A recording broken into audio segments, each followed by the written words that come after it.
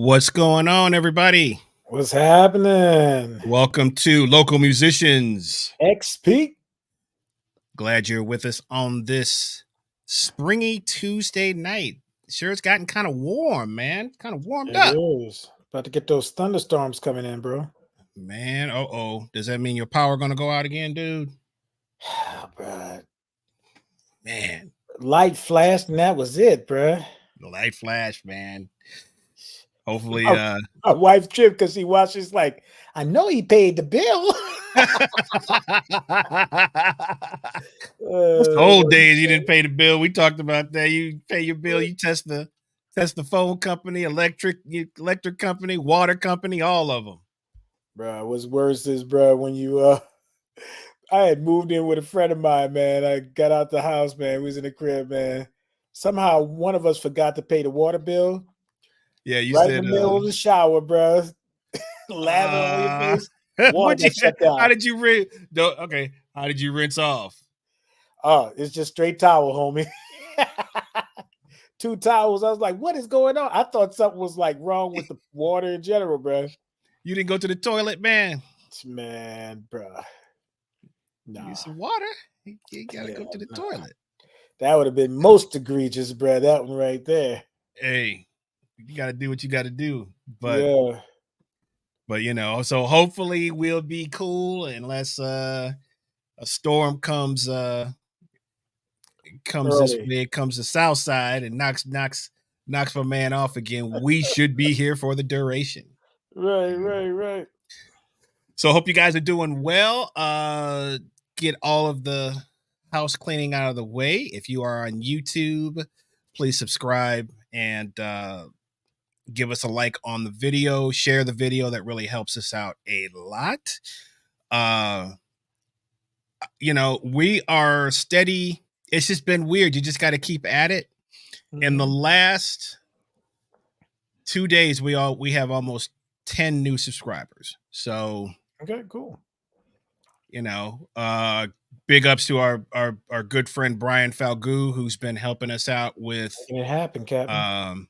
With the media stuff and adding videos and editing and doing some really cool things. So hang in there with us and tell people about what we're doing. Come in, hang out. We just two local musicians chopping it up on a Tuesday night, but we want to try to involve not only people from our area, but all area, wherever you are. We're all basically kind of going through the same things. And when you make your living as a musician, at some point you got to come back locally and make it happen. And that's what we're all about. Yeah, it takes a lot of courage to be a musician, man. Mm-hmm. Can't just decide one day you're gonna be a musician and full time at that, so. Well, yeah, but when you make that decision, you sure you want to do this? yeah, exactly. But if you're on Facebook, give us a like. And you can follow our page at Local Musicians XP. Also on Instagram, you can do the same thing. You can give us a follow on Instagram. We will follow you back. And I'm trying to get more. It's hard because it's like you run your own page, and then you got to think about doing 2 or 3 others, man. So it's a lot of great clips up there, though, man. I challenge any of you guys out there to go back and listen to some of the stuff, even the stuff that you've seen already. Just check it out. Get a second look at it, man. So we had and because we're featuring not only ourselves but other local musicians in the area, and we want to do some national cats as well, feature them, and talk about what we're doing. We've got some upcoming shows where we've got some people that are going to be coming from, or that are going to be from out of town, that are going to be featured on our show. But we got so many people here that we want to get to. We're trying to trying to get through everybody and try to balance it out. So if you haven't if you're one of the how should I say, the family, right. you know, we're thinking about you. We're going to get to you at some point. Just be patient, and we definitely want to have you on the show. So, a lot of stuff going on. I want to start this show just paying our condolences to really one of the all-time greats, man. I mean, he's I guess younger by industry standards, Yeah. but this is a cat that I first got hip to when I was checking out our brother Terrion Gully was in Stefan Harris's group. Mm-hmm. Vibraphonist Stefan Harris, jazz vibraphonist. So if you haven't checked out Stefan's work, uh, he's incredible. Has done some really incredible records, and I would encourage you to to check him out. But his group Blackout was, oh God, early 2000s. I can't remember Yeah. exactly what the year was. Yeah, around close to when yeah, 2004, 2003, something like As I that. said, that's what I'm thinking, something Yeah. like that. Yeah, it And was close to because when Roy Hargrove was doing his thing too. yeah, because we were playing a lot at Churchill. Right. Um, and we were playing a lot at Churchill, the jazz club. And at that time, there were just it was happening scene. There was a lot of cats coming in and out of Right. there. And Terrion was in and out of town a lot at that time, and Mhm. so we would hook up and he would come through. But he hit me to this band that he was playing with Stefan Harris, and we just want to give our condolences to the family and friends and the scene for the passing of Casey Benjamin, Yeah. who passed away. Was it yesterday or day before? Day Day before before yesterday. yesterday, yeah. And saxophonist, multi-instrumentalist, incredible Vocoder. musician. Yeah, just great dude. I met him one time. uh totally down to earth, smiling cat. I mean, just like this picture. um Yeah. but just a phenomenal, someone I would call an artist and a connector. He was one of those guys that he was connected to a lot of different scenes, not only the jazz scene, but also the hip hop scene, the rock scene. Everybody knew Casey. And Yeah, producing all of that. He did yeah, and production as well. he would, there was a lot of the cross pollination stuff going on, especially with him and through him. Um, but he's best known, I guess, for the Robert Glasper Experiment Band, Right. which, he kind of transformed on his own, bringing the vocoder, different sounds, some different ideas. Um, there's so many innovators in that one band. It's kind of ridiculous, And man. he was a trendsetter too, fashion-wise. Like, his hair would always be Bro, like he yeah, wore skinny jeans before anybody wore skinny jeans, right, man. exactly. He was sort of he was a rock star, man, Yeah. and a down to earth rock star. But plus, the cat was into like classic cars, muscle cars, and he was just a different. He just had his own thing, man. He's from Brooklyn. Yeah.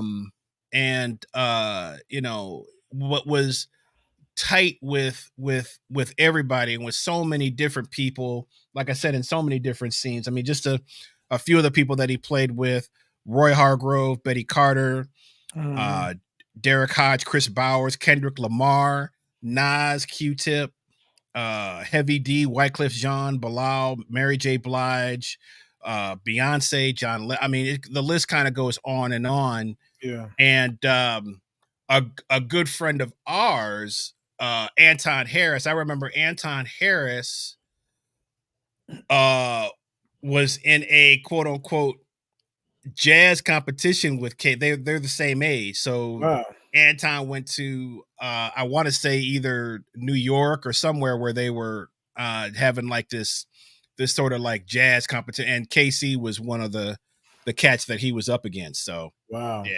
yeah, man. So just again sending our condolences and all the great actually you're right, Rich. He was from Queens. My bad. He was from Queens. Yeah. Jamaica Queens, as a matter of fact. I said Brooklyn, but Jamaica Queens. So thank you, Rich Reed, for the correction there. But sending our condolences out, and you know, the scene lost a big one, man. A Yeah. big one. You know. Yeah. So it's shocking too to hear that kind of news, especially from someone so young. You're like, Yeah. what happened? 45. Yeah, 45 45. years old, man. Yeah. I think his birthday was Easter.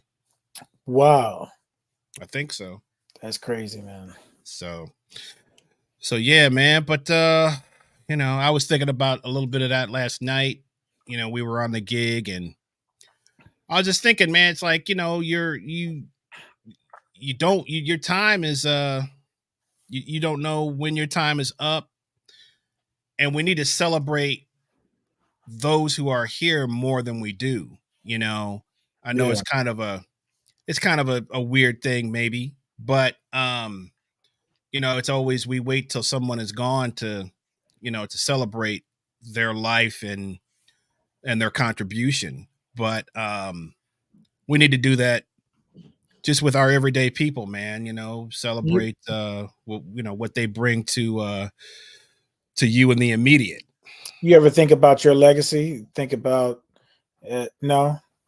You never think about like what you have done musically and like, I mean, I what wouldn't. more do you I have to think, contribute, or what do you think you have more to give? man, that's a great question. I don't know. I think I'm a good student of Mhm. um of a lot of people, and hopefully I've passed on information that I've been able to acquire, um, through my years. I mean, I'm kind of a late comer to being a professional musician. I didn't really turn professional until I was really mid to late 20s. So Right. a lot of cats, they, even though I always knew that this is what I wanted to do, but just obstacles in my way at the time, and it just took a minute to really get here. But I feel like a lot of my peers, it's like, they've never stopped playing. They've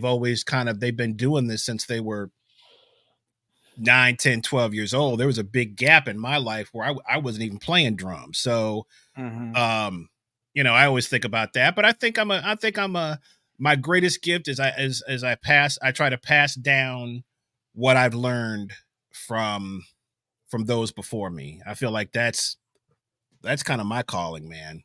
What do you think your seminal moment has been musically? Like, what is like the apex of what you've done?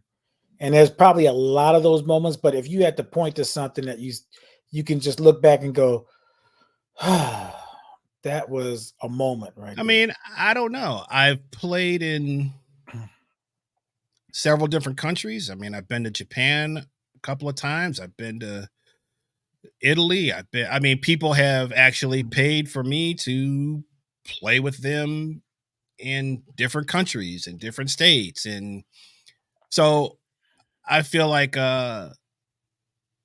all of that, I can't say I have one, I mean, one of my, I would say, greatest memories is definitely going to South Africa and playing South African, the Cape Town Jazz Festival, and just Mhm. being in Africa for the first time. And I didn't get to experience everything that I wanted to, but Mhm. that was definitely a highlight for me to go to, just to go to Africa, just to fly over West Africa. I remember on the plane, like, Right. man, there's West Africa. There it is. So, I and I never knew haven't, how y'all was gonna get Craig Shaw over there. I man, just Greg was never thought that. completely, he was absolutely on top of it. Not Yes, everybody else I was. understand. I understand. But you always think it's the one person and it's somebody else, but Right. Because Craig, yeah, because just doesn't travel a lot, man. right, But right. yeah, that was a great, man. And I hope to experience. I mean, Darren is so well over there. He's doing a lot of other. We actually had to get Darren English on. We just haven't been able to hook up with him, man, because the time change is so weird. Yeah. But but going over there, man, and hopefully it'll happen again. How did the people receive y'all over there? I mean, how was it? They loved it. I mean, they love music, Right, right. so um and there was a lot of cats over there, man. A Mhm, lot of I mean, I met Marcus Gilmore, a great drummer, mhm. Richard Spavin, another great drummer that I dig. I mean, it was just like everybody was in one place, Right. Kamasi Washington and his band were all there, and um there was a bunch of people there. It's hard, I can't remember everybody, Mhm. um but that was so I can imagine, man, because those a lot of those cats, they experience that all the time. You're Right. around it all the time, and that makes a difference. It's like Mhm, they're living it. You know what I mean? Like that's their normal routine. And mhm, so I'm happy where I'm at because I have a wonderful wife, a wonderful family. mhm, Um I have great surrounding. I'm able to do a lot of things that, even though would I love to be playing on a higher level all the time? Sure. But mhm. with anything, there's a trade-off, you Oh, yeah. know, there's a trade-off. So, but what about you? What would you say your Seminal moment is, well, I guess when I play, I wouldn't say it was like one of the biggest moments because it was the first time I went out of the country as a true artist. And I went out of the Mhm. country when I was in college. My last year, I uh, was in a group that beat out everybody else to go to Europe. We went to Austria and Italy. But I went Mhm. as a student, and that was different. It was, Right. we just learned repertoire and we didn't know what to expect, whatever. So it was just getting my feet wet. But when I went to Sao Paulo, Brazil, with Michael Ward, violinist, and we were out there 2 weeks. And just to be just like in an environment where you're learning, listen to other culture and people recognizing you as American musicians and respecting that craft, Uh-huh. I was like hooked. I was like, this is what I want to do the rest of my life. This is like, and I was playing at a high level too. I was just getting my feet wet into, I was prepared. I mean, that's something right there, to be prepared and not rely on sheet music, just have everything Mhm. down, know all the Mhm. hits, know all the breaks. The band knew, what to do in situations. And it was also a great education too, because one gig, I think I told this story before. I don't know if I told it on this platform, but Billy Paul. Did I tell Oh, you? yeah.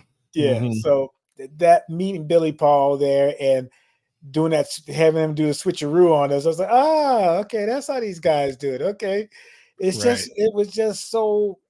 It was great to experience it. I felt like I was really ready to take that on. Of course, I had a lot of moments playing with people and doing things, but I think that was like the moment in my life where I was like, oh, I can do this, I can do this. I finally put everything together Mhm. and I'm ready to take on the world. So and Right. you're young, you're full of energy, and your dreams. I don't think you know how to accomplish those dreams, but you're like, man, I'm dreaming big, man. I want to do this, I want to do that, whatever. And you're unaware of the red tape and the politics and all that kind of stuff. It's almost pure at that point. So Yeah. And and also the schedule that you face when you do those kinds of you know it yeah. is people. I think it's just like people have a tendency to think that when we do you're on tour, you go overseas, or like you kind of on vacation Oh kind of no, thing. no. And South Africa, man, it was tough because How long was the we flight? oh geez, I can't even remember 15 7 it was long, man. It wasn't Yeah. Australia long, but it was long. 17 maybe? I can't remember exactly Ooh, how long it that's like was. 7 movies, huh? Man. And then not only that, but dude, we had to get off the plane and go immediately to rehearsal. Oh man. Which I mean, when I went to Australia, well, let me see. Was it Australia? It's another trip where I had to do that. It was basically get off the plane. Australia was tough because after you're on the plane for your, the flight is 23 hours? Yeah, Something like that. Yeah. We had another 2 hours to drive to get to that's the worst. And that, man, that was hell, Yeah. So, but the experiences, I wouldn't trade it. It's just, you just chalk it up for an experience. And sometimes, like, when we were in Italy, I was in Italy with Chris Duarte. Mm-hmm. We had a lot of down because we were there for a good 17, 18 days. Oh, wow.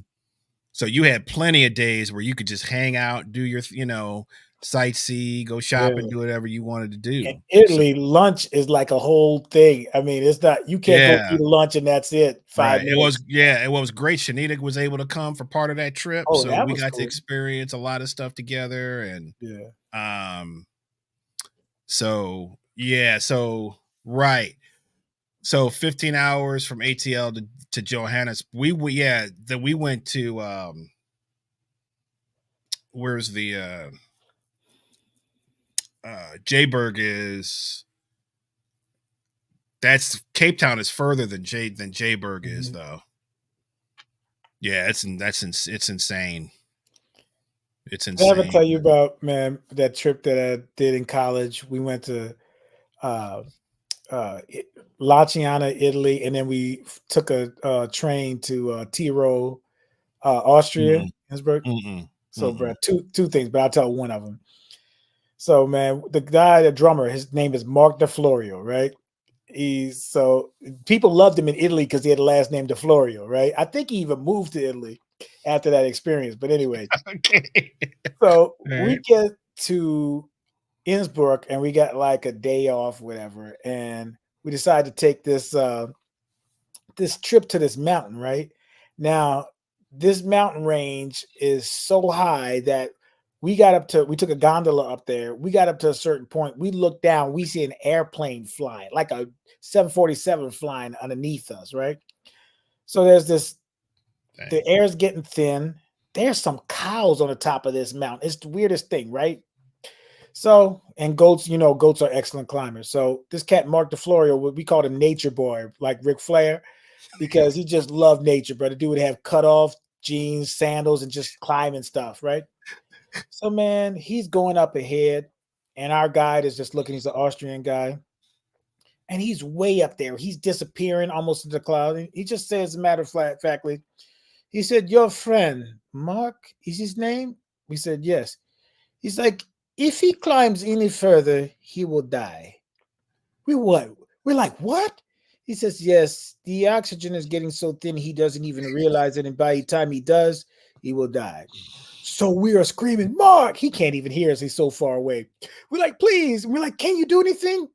He said, "There's nothing we can do."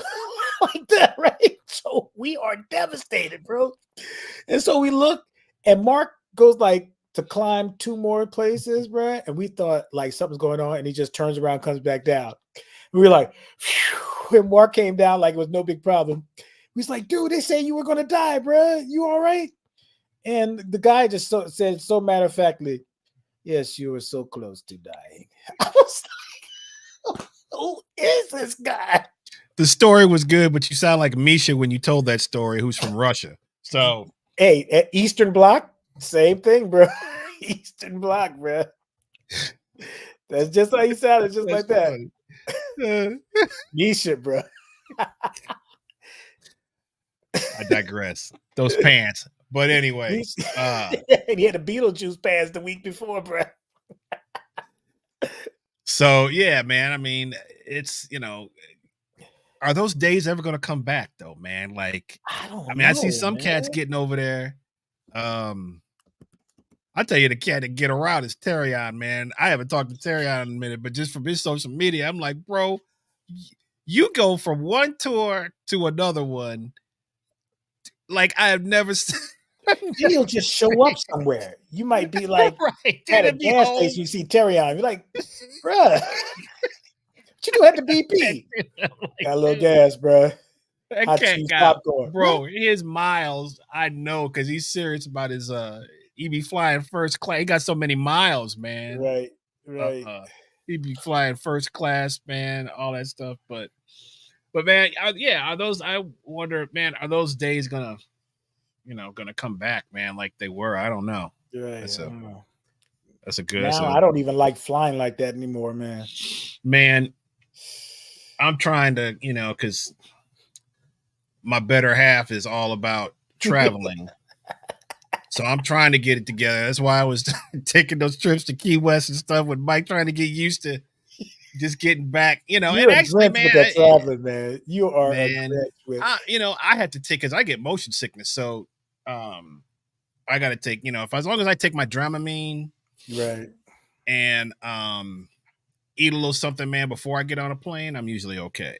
But just the being in the airport, going through TSA, all that stuff, man. Now, the funny thing was the last couple trips I've been with Chris Blackwell, so he's got his guitar, so he gets to go through where they take, like, if somebody has like a handicap or like, special, he gets to go to the front. So and I just tagging along, and they, nice. So I didn't have to go through, all the crazy line and all that stuff. So wow, cool. But yeah, man. So you said it's not a vacation. Can you elaborate on that a little bit? I mean, it's work, unless you have downtime, you're there. It's like boom, boom, boom, boom, boom. You got calls, you got band calls, you got equipment that you got. Right. And then, and a lot of times, what time, you got to leave at 4:30 in the morning. Your call time to be down at the hotel, because you got to be at the airport. At a pack your clothes a certain way, bro. You got to know all that. But they'll get it. Y'all young cats want you get a taste of it. Mm-hmm. But so yeah, so that was,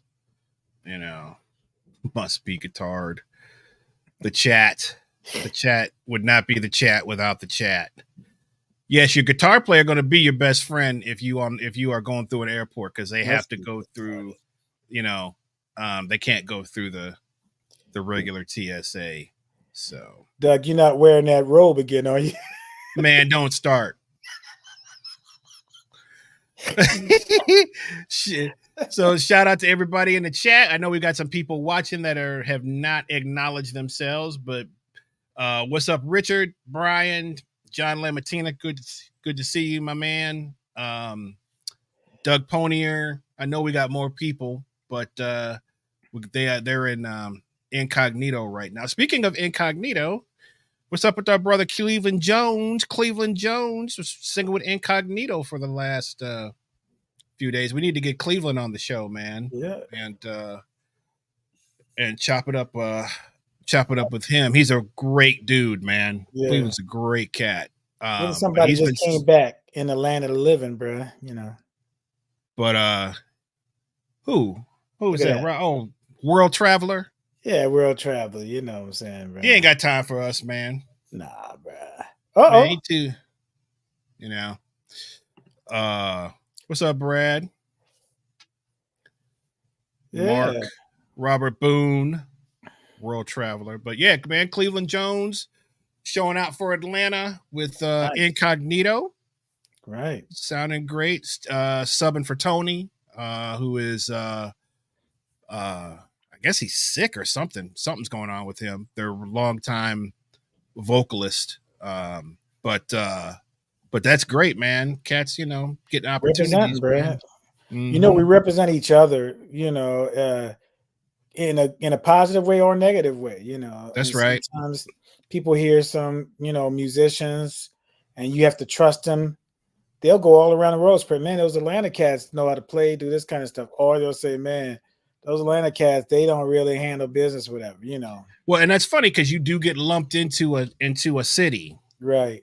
Could be New York, Chicago, LA, whatever, LA cats, Nashville cat. You hear it all the time. You get lumped into, I don't know what they say about Atlanta is so diverse in the scenes that, I mean, it's predominantly a hip hop town.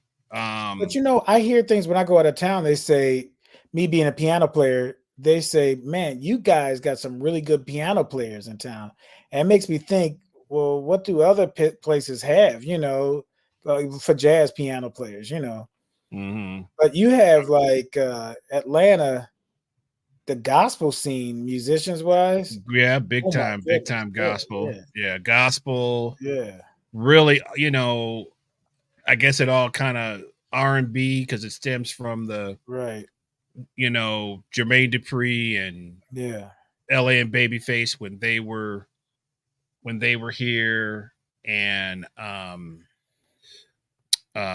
what's my man's name? That produced Arrested Development, not Jermaine Dupri, but what's the other kid? Big Cat, man. I'm sitting here. I just saw him at the Fishbone concert. Anyways, I'm trying to blank. Sorry. Yeah, I know what you're talking about. Yeah, but so with the amount of pop music that came out of here. Oh yeah, Dallas Austin, all those cats too. Dallas Austin, that's who I was thinking of. Dallas Austin. With the amount of that stuff that hit, that sort of put Atlanta on the map back when all those bands all those groups had bands behind them. TLC, all of those. What's the other Tiny? What was the group that Left Eye and them? Yeah, that was TLC. But what was Tiny? Oh yeah, Escape. Mm-hmm. They all had bands, right. So that's no longer the case. Yeah, no.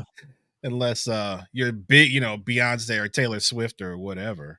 But, everything else is tracks. Yeah, play with tracks, man. Tracks. So, but I think, Atlanta in general I think we get a good reputation for what we do. At least I hope so. Yeah. We need to put out a little poll out there and see what people hear. Man, I just had a thought and it just left me just that quick. So I brought up something last week and I asked you a question. I got a couple questions for you tonight, though. I got a couple good ones, bro. Okay, here we go. But the first one, it's not really a question, but I guess it is kind of a question. So I started reading about singular focus, having a singular focus, and that going against multitasking. Which one is more productive?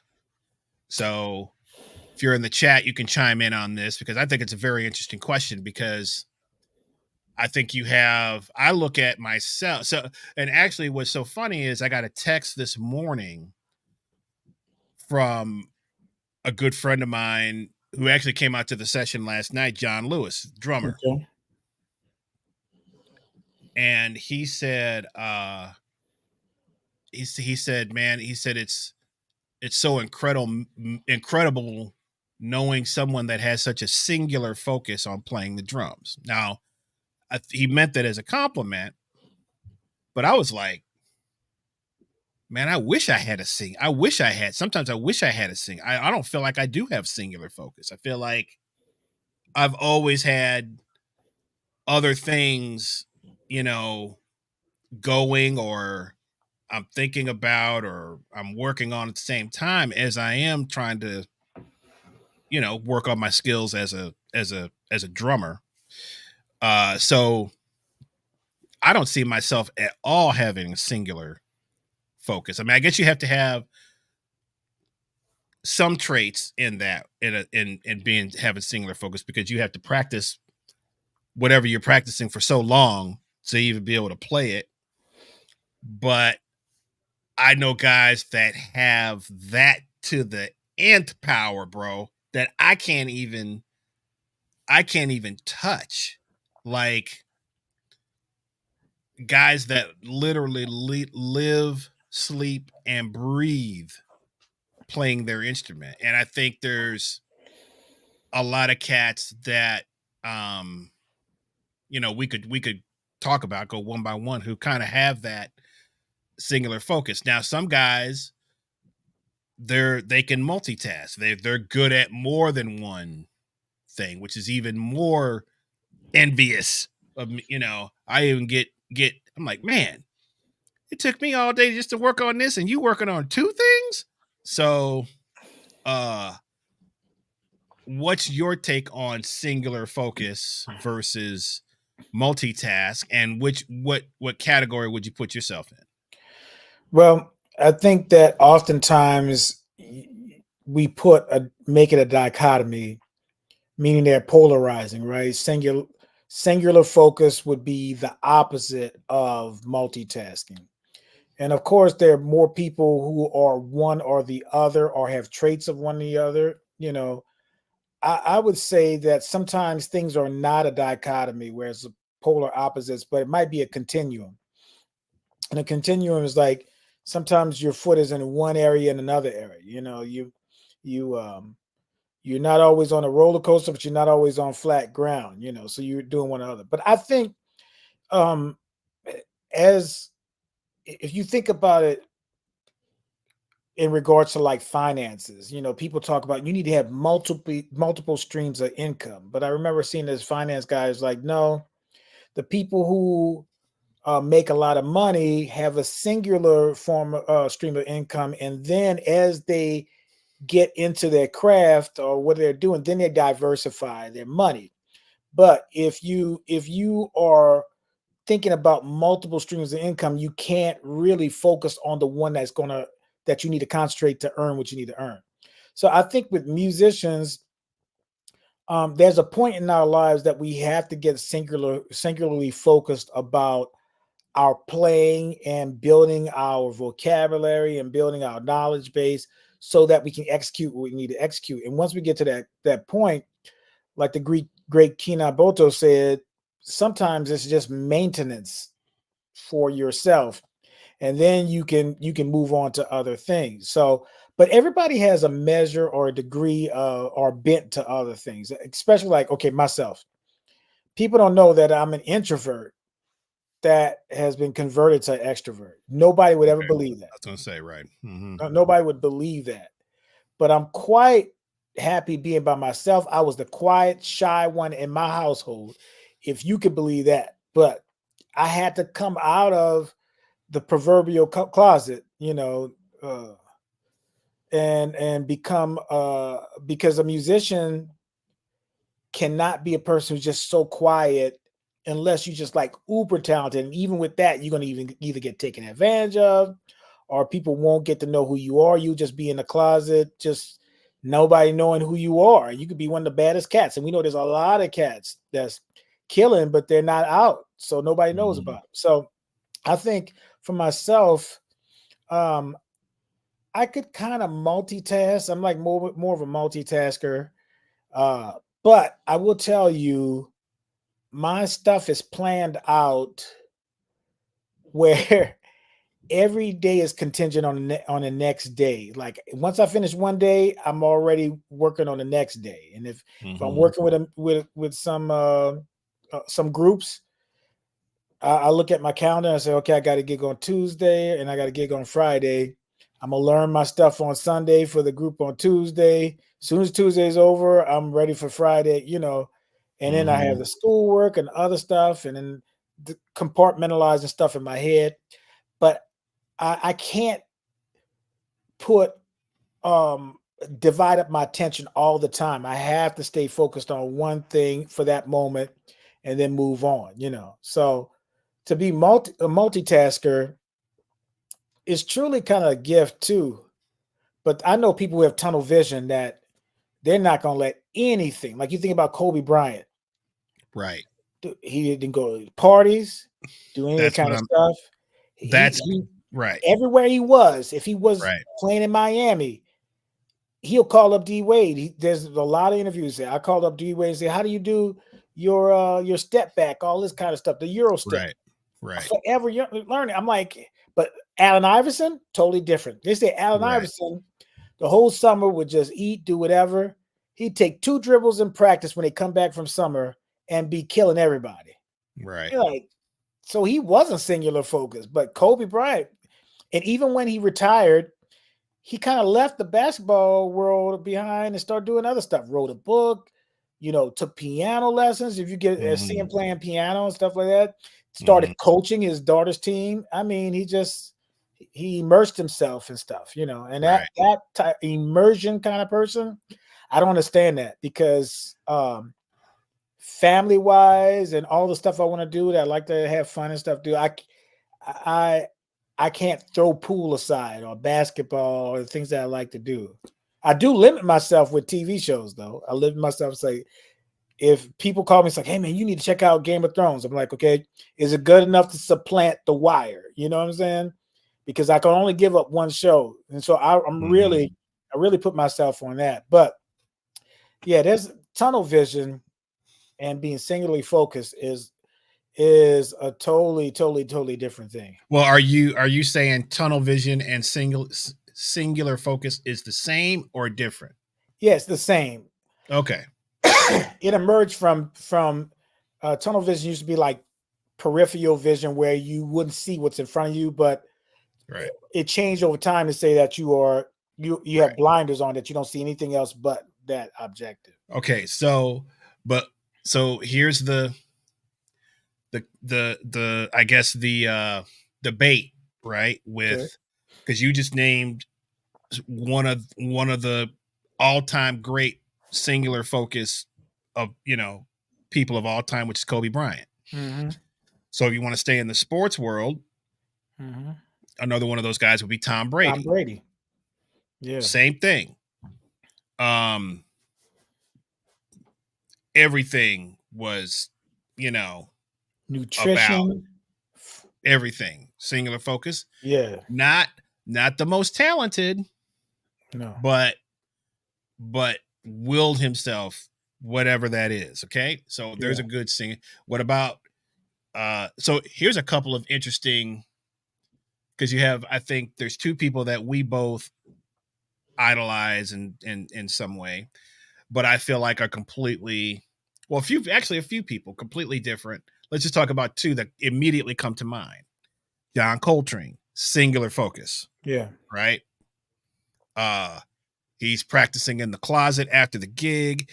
Uh Jack, I read an article when Jack DeJohnette was hanging out with him after, and once the horn got too loud, he would switch to flute and he would play flute because it was softer.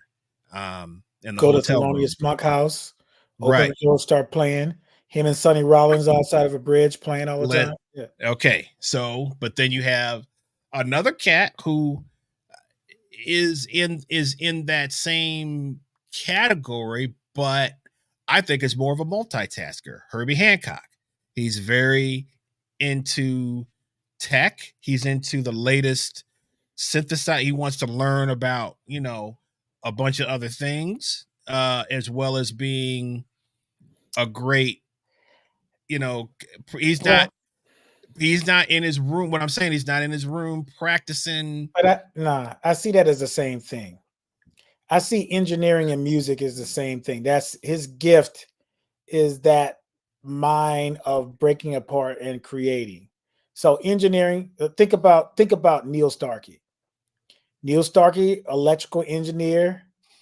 He Okay. definitely has that. His mind is wired a certain way. Okay. So it's Right, basically but that gift is the same gift to me. okay, interesting. So, I'm seeing that a little differently, but I can see your point. Because I think there's more flexibility in Herbie's and his life and what he was was doing and still doing. Right? I mean, how old is Herbie? He's Almost 80, I think. It might be course. over 80, I Yeah, think. he's got to be But over here. he's over 80. Yeah. But what was he doing not, at 5 years old?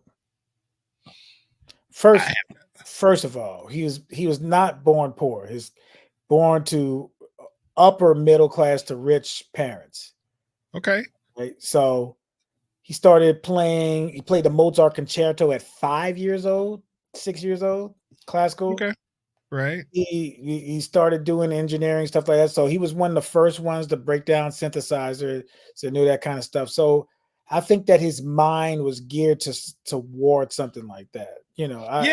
I see more evidence than not that people with those type of minds who are extremely mathematical can do music really well. Okay, interesting. Okay, yeah, but what was Coltrane's other interests besides? Not that you can. Drugs. We knew exactly what was going on in his life. He was on drugs, and he was until he kicked that thing. You know what I'm saying? Right. I mean, he got absorbed in that, and that personality wise too. But I mean, he was definitely singular focused. But he was in the Navy, and was playing alto sax, and then got into. They didn't want to let him get into the Navy band, but he persisted. Of course, back in the day, that was a time for a person to get the GI Bill and get into some type of school work with music and have a viable career from that. Yeah, I'm sure that from the very beginning that he was just driven with saxophone, and all the stuff that you read maybe in the Miles biography about him being obsessed, that kind of word. If I thought about a sports personality that was a multitasker, I would think about someone like Wayman Tisdale, who played power forward for like the Phoenix Suns, whatever, but he also played bass and, was doing gigs and sports concurrently until he decided to just hang up his cleats. I mean, so to speak. His sneakers. Yeah, but I mean, that NBA has a shelf life as it is, but he was doing both of those, and that's two different things altogether, That's true. Do you think so? Is there a way to become Kobe, Tom Brady, Coltrane, and be a multitasker? Not without support. No, think about Train needed support, and all those years I had heard the stories about how Coltrane locked himself in a room and while he was working on Love Supreme. I thought that was rather selfish for his family until I saw the documentary, right? And Alice Coltrane and Robbie Coltrane was talking, and he said, my mom, Alice Coltrane, told me, your dad is doing great things with a smile on her face. He's doing this, and we're helping support. Okay, well, wait a minute. That's Alice Coltrane. Yes, I know. That's what I said. Not without help. That's what I said. Can you be singular focus, have a family, have all this other stuff? And I said, not without help. That's what I said. Okay. Unless you're by yourself, because we know a lot of cats who have that singular focus. That's mostly but that's mostly what I think happens, because they're not with a lot of bands either. True. Yeah. Is people bring them along. Jimi Hendrix, people grabbing him up. You know what I'm saying? It wasn't until he started his own group, but he had to learn. Like the Isley Brothers picked him up, and dude's guitar was in the pawn shop with no strings on. You know what I'm saying? Right. But look how it affected what's the Isley brother that played guitar? Eddie. Ernie. Yes. I'm sorry, not Ernie. Eddie. Ernie. Yeah. Look how it affected Ernie, where the sound of Jimi Hendrix got into R&B music, and then you have a guy that's so singular focused on his own sound that it changed, kind of had a change on R&B. You know what I'm saying? Well, but that's what I'm. So okay. Well, but he had to be brought along. That's my whole point. Is that he had to be brought along, but yeah, he had to be Can you? absorbed and then let him go. He ain't gonna stay there forever. Isley Brothers should have been a great Well, run. but the Isley brothers knew it was like he's Yes. gonna grow out of this eventually. Yeah. A cat like that is, man, they're not meant to play in a band No, band. you just have him as long as you can have him. Let him go. You have them as long as you can have Catch and them, release. and yeah, and it's you got to send them on their way, you know. But you can't see Jimi Hendrix playing with anybody else. That's why I say he's so singular. But there's a lot of people like Right. that, you know, and that's where, man, I was just thinking about this because, you know, the world loves to get into debate about who's the best. This guy's better than this guy. This you know, this female's better than this female, whatever. And I was thinking, because we're gonna I want to do a show on that, because people have their it's I mean, they have such strong opinions about, I'm sure you've gotten into it. Yeah. Who's the best kid? Yeah, and it's mostly as kids is where those debates start, and you have these barbershops, you know, or barbers. Yeah, right. But when you talk about like music, and it's like, who's the best drummer? Who's the best? Like the guitar world it's legendary for this, right? It's Joe Bonamassa, bro. Bro, why are you trying to bring Chris Blackwell into this conversation, bro? Don't summon Blackwell. He's gonna hear you, man. He's gonna come in here with a vengeance. So, but that's a hot one. Is the guitar world? It has everybody kind of has their guy or whatever, right? Drummers, same thing with drummers.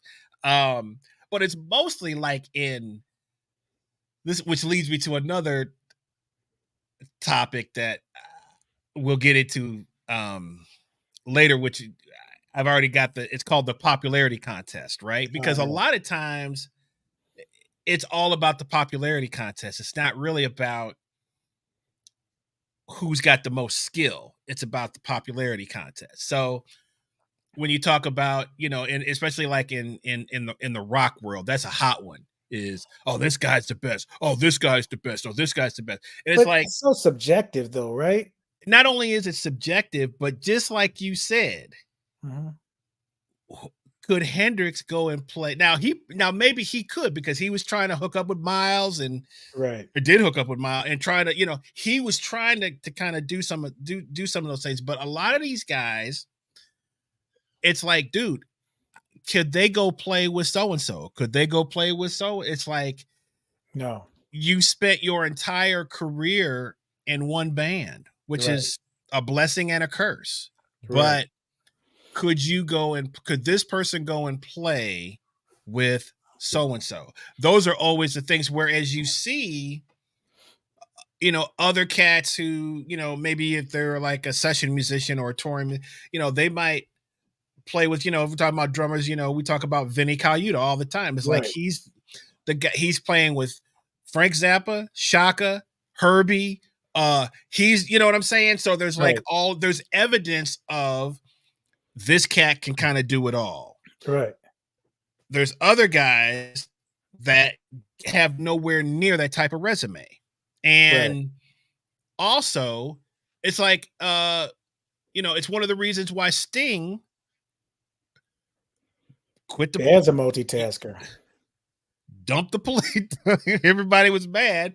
Dump the police because he wants to play with not better. Because I mean, those guys were great, right? And those Copeland and he's some great musicians, but he wants to play with the best. He wants to play with jazz musicians. Yeah. So, you know, those he's one of the few guys, though. I mean, Prince maybe a little bit. He would have great musician, but not like Sting, not on the level that Sting. Prince, because you have to have roles to play with Prince. There's certain things that you kind of have to do. Now he's had some killing groups, but he's always been the one leading the show.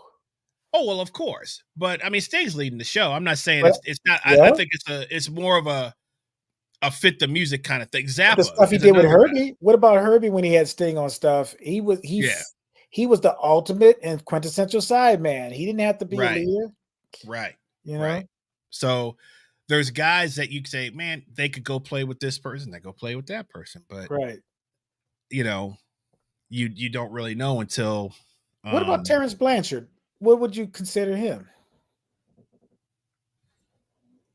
He's writing film score, Uh, operas, all this stuff. that's a good question. He's I always think kind of there's a changing well, stuff. I don't think I don't think there's when you talk about singular focus. Does Terrence? Of course, he cares about what he sounds like on trumpet. I'm not saying that he doesn't. Mm-hmm. So I don't want to get in. I don't want to get any weird comments about what I said about Terrence Blanchard, but he's more focused on composition at Yeah. this point in his career, Yeah. probably than become. You know what I'm saying? Like it's like Yeah. I think he it looked in the just. mirror and he's an incredible trumpet player. Incredible. That's One what of I'm my saying. favorites. He's right, but But it's I not think he like. looked in the mirror and said, I'm always going to be compared to Wynton Marsalis comes from New Orleans. And also, what's your ceiling Yeah. to get that much better as a Well, instrumentalist? what are you going to do as a trumpet player that's better than Wynton Marsalis? I mean, really, just what you can say what you say about Wynton Marsalis, but playing the instrument that is trumpet, classical, jazz, or otherwise, it's like you're racing Usain Bolt. You're like, okay, I'll never beat you. I'm fast, I'm great, but I'll never beat Usain Bolt. So I have to Mhm. find whatever something else is, Well, because the isn't comparison is always going to be there. but that's the I feel like that's a reality that most of us have to come to. Right. Is it's not that you don't because the day that you do say, "Oh, I don't have to get any better," is it's pretty much over for you. Oh yeah. We've seen it a million times. Yeah. There are guys that I mean, we don't want to get into that right now, but Right. because we've talked about that, and we've got guys that are around where it's like, man, really? But Right. you have to kind of you use the word maintenance. You have to not only maintain, but also you should want to get better in your art, which means you still have to work at it. You still have to practice. Now, it might not be always from a quote unquote technical place that maybe your technical has kind of maxed out, but then there's other areas. Like I know guys who have great technique and have no creativity or have Yeah. no ears or no. So there's always something to work on, Yeah. So Terrence Blanchard probably I'm sure he financially he made a decision Oh yeah. and also from an artistic standpoint. He's like, because dude, we talk about jazz and bebop all the time. About Mhm. you have to have maybe you're not going to get on the level of Kenny Kirkland or get on the level of Tony, you know what I'm saying? Like, or Yeah. get on the level of whatever cat you want to put in that slot. But you got to get some of that. Tom Gross talked about that when he was talking about Charlie Parker. He's like, you got to get some of that because that's kind of like where it is. Like you have to have some of that in order to expand what it is that you want to do as a musician. I don't care what genre you play. It doesn't Yeah. mean that you're, sitting around playing rhythm changes all day long, but you have to get some of that to be able to expand.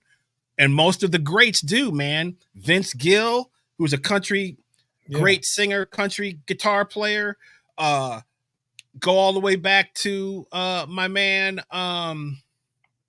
what's my man? Oh my gosh, I can't remember anybody. Wichita lineman, Glenn Oh yeah. Campbell. Yeah. Glenn Campbell was a burning guitar player, Yeah. burning. Yeah. Could play changes, rhythm. Burning. Oh yeah. And it's like people wonder, oh well, how did he get to? It's like because he has that depth in what he does. That if he can only sing or play, you know, 2 or 3. He's never going to get to the depth of the stuff that he was able to get to. Well, would you say he was singularly focused to get to that point, or he just kind of No, arrived by doing other things? I think he probably was trying to be the best guitar player in the world at one point. Right.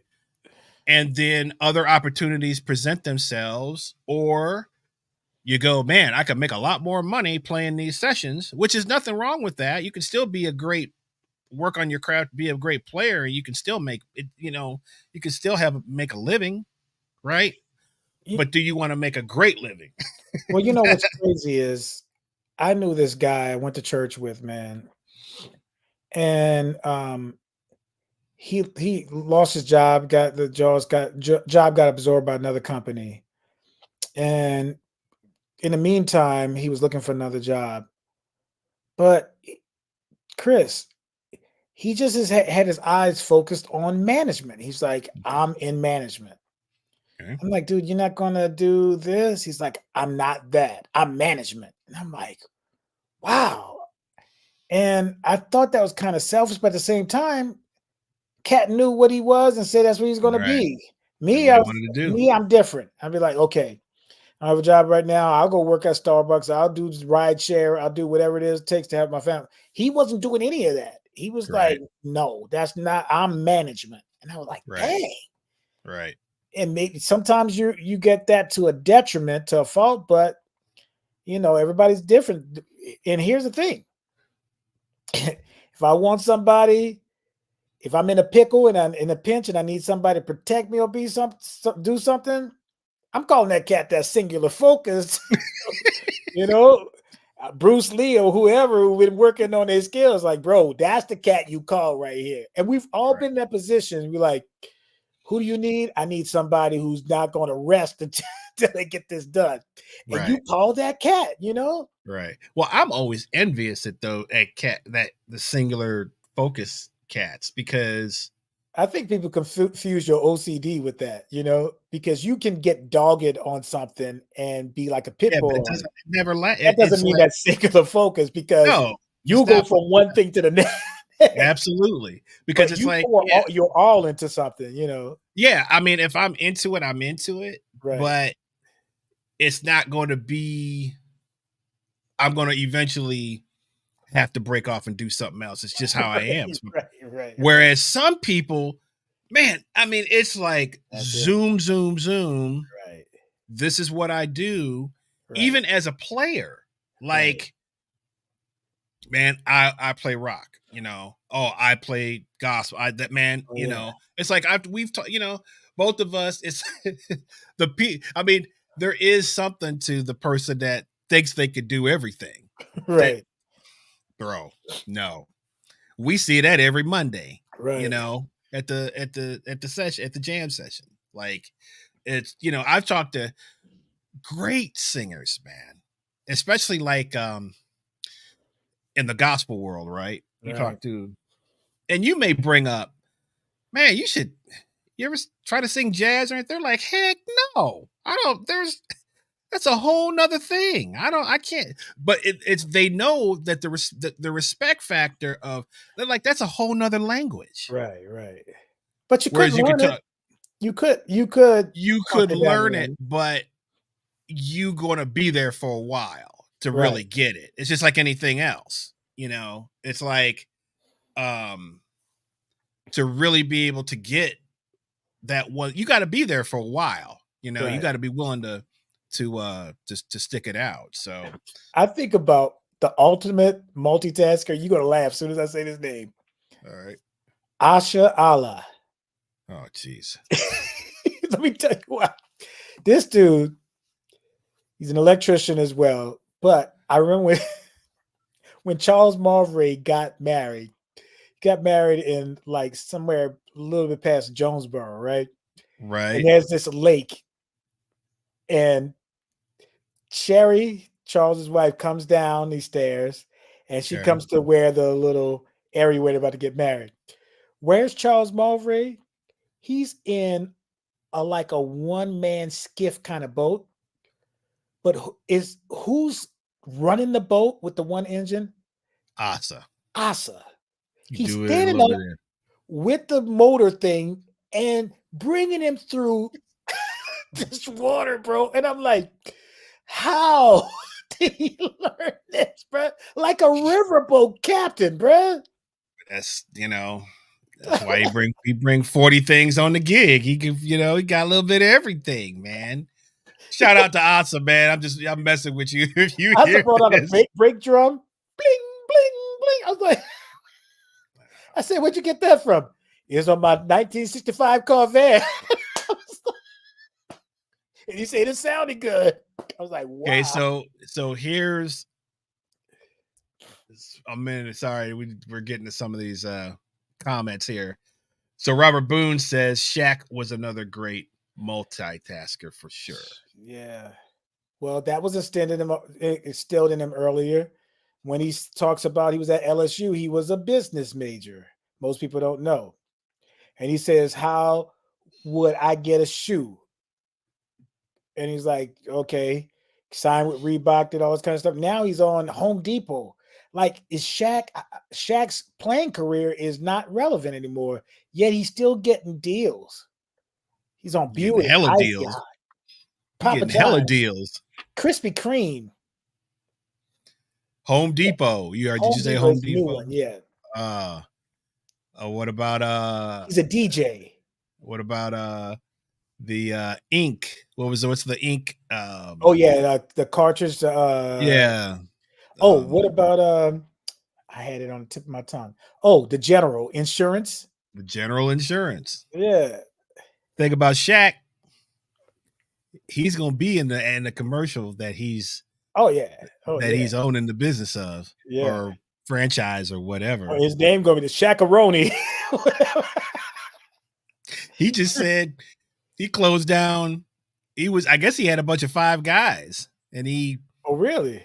Yep, and he put that aside for something else that he was talking about, but Magic Johnson too. When he reinvent himself in the business world. Mm-hmm. But yeah, Shaq for sure is definitely multitasker. Mm-hmm.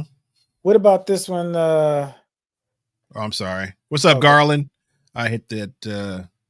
Want to give my man, photographer extraordinaire, and also my homeboy from high school. Man, me and this cat we got some stories, dude. You gotta get him on. I'll never bring him on, man. We used to wreak havoc, and he was actually connected, as I told you, our classmate Steve Pletch, who just passed away a few weeks. We were all super tight. He was really tight in high school with Steve. Andrew, I'm gonna DM you, bro. So when I need a special guest replacement, bro. All right, just be ready. What you got? All right, you about to pull one up. Oh yeah, Brad was talking about Paul McCartney. Okay. What do you think about that? Paul McCartney would be in the multitasker group, rock and roll orchestral compositions. Well, is it still based around the same thing? Like, just kind of like you were saying with Herbie, like, is it all kind of wrapped into who he is into one thing? I gotta think about that. I mean, he's a multi-instrumentalist, right? I don't know about a I think I don't know what else does Paul do besides write music and sing and play bass. Yeah. Now this is I think a good one. You talk about Carlos Santana has not. He's in the sound. Bro. Carlos Santana is in the singular note group. And I love Carlos, man, but Carlos and BB King, man. Oh yeah. You're gonna always hear for Carlos Santana every time, bro. Every time. Even back in the day. Right. That's 30 years before he even go back to but innovator, Latin and the rock. Nobody was even put Paul Reed Smith guitars on the map. PRS, man. I mean, well, that was later though. He was like he was a SG and he played an SG for a long time. I think he played a Les Paul. But yeah, man, I mean, definitely those early Santana records are groundbreaking, man. Yeah. I mean, shout out to Chester Thompson on organ too. Woo. Yes, sir. Yeah. Yes, sir. Well, Greg Rowley was on organ first. Yeah. Chester but yeah, Chester did. But Chester played with Tower of Power. That's right too. Yeah. So yeah. Did he play with Santana too? Yeah. Okay. I got a story about that. Okay. The story where I almost played with Santana because Chester Thompson. You don't. Yeah, I know that one hurt, bruh. That one hurt. Yeah. That's when you listen to your parents and they don't have a clue about music, how it works. Yeah, they come from a protection mode, so I understand that. But yeah, you know, they don't understand opportunity because they think, oh, you're talented. Opportunity will always come around. Right. Nope. Let's see. So I know Brian said that he thought Jimi Hendrix would fit into the Singular Focus. I would say that, yeah. Group. Yeah, I would say pretty much. So, yeah, man. Well, that's interesting. I don't know how artists, musicians, I just always think about that. I'm like, man, these cats that got Singular Focus. I wish I had that. I mean, we all know people like that. Right. Like CeCe Sunchild, I can't see her doing anything else but what she's doing, and it's her. It's like she's been that the whole time. I don't think she's going to write a children's book, Yeah, well, let's see. There was something else on my mind, dude. We had a guest last week, our sister Rhonda Thomas. Now listen, I'm not calling anybody anything. We had a real good discussion about duck it about Isaac Hayes and Chef and chocolate salty balls. Yes. Now she made a point that she said she never said the word suck 'em. Yeah. Right. So it was a question and answer thing, right? He would say put them in your mouth, and then the background players would have to, or the background singers would have to go suck 'em, suck 'em, suck 'em, suck 'em, right? Right. She said, what did she say? She said duck 'em, duck 'em, duck 'em, duck 'em. Okay. Well, you got receipts? I just went and found a little footage, live footage. We'll see how this sounds, but we're going to play Isaac Hayes' Chocolate Salty Balls live. I believe this is from 2002. And there's plenty of Rhonda Thomas footage in this particular video. And you tell me what she's saying.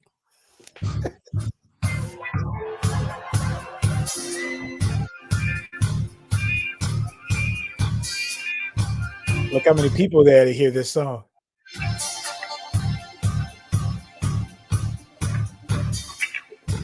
2 tablespoons of cinnamon, 2 or 3 egg whites, a half a stick of butter, melted. Oh, the Kurt Mitchell. Stick it all in a bowl. There he is. Baby, and stir with a wooden spoon. Mix in a cup of flour, and you'll be in heaven soon. Say, everybody, have you seen my balls? They're big and salty and brown. If you ever need a quick pick me up, just stick my balls in your mouth. Ooh, suck all my chocolate salty balls. Stick them in your mouth and suck them. Suck on my chocolate bone.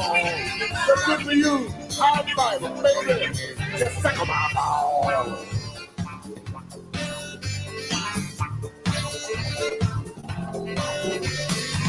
Going a cup of unsweet chocolate. Here she is. I have a cup of brandy. Throwing a bag or two of sugar. Add just a pinch of vanilla. And then you freeze up the cookie sheet. You see, I hate when my balls stick. Preheat the oven to 350. And give that spoon a Here it comes again. Here it comes again.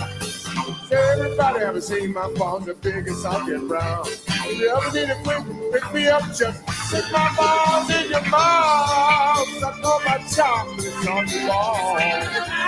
Stick them in your mouth and suck on. All right, now, what do you hear? Do you hear duck 'em or do you hear suck 'em? Well, she said that she spoke to the sound man and said that this is what she's going to be saying, so he need to make the adjustments. I hear her voice loud and clear in the mix, though. So I'm just wondering. Let me see if I can. Suck on my chocolate on your balls. The high fiber good for you, baby. Just suck on my balls.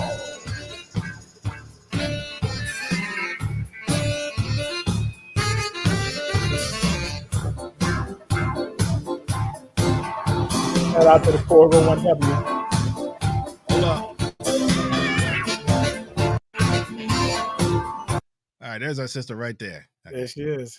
There she is. Now, like I said, I wish I had this evidence last week, but I didn't. You should have had it, bruh. I didn't hear duck 'em, man. I'm just making a point. Did you hear duck 'em? Hey, I'm not gonna get into that one, bruh. I'm not gonna say somebody said something, bruh. I'm just playing the video. I'm asking your opinion. You have to hear. You got an ear. You heard it. I have an ear. I'm just asking you what did you hear? That's all I'm asking. I heard. I don't know if I definitively heard her voice say it. So I can't. Why you trying to be democratic, bro? Man, I go from examination and observation, bro. I need further proof, evidence. Oh, you need further proof? Yeah. Hold up. Fast forward it. Well, it don't bother me none long as I get my rent paid on Friday. Say what? You did what? Oh no. Oh man, baby. You just burned my balls. Oh baby, my balls on fire. Put some water on them, baby, and burn it. Blow on them. Oh baby, my balls on fire. My balls burning, baby. Come on. Suck on my chocolates on the bone. Stick them in your mouth and suck on. Suck on my chocolates on the bone. Stick them in your mouth and suck on.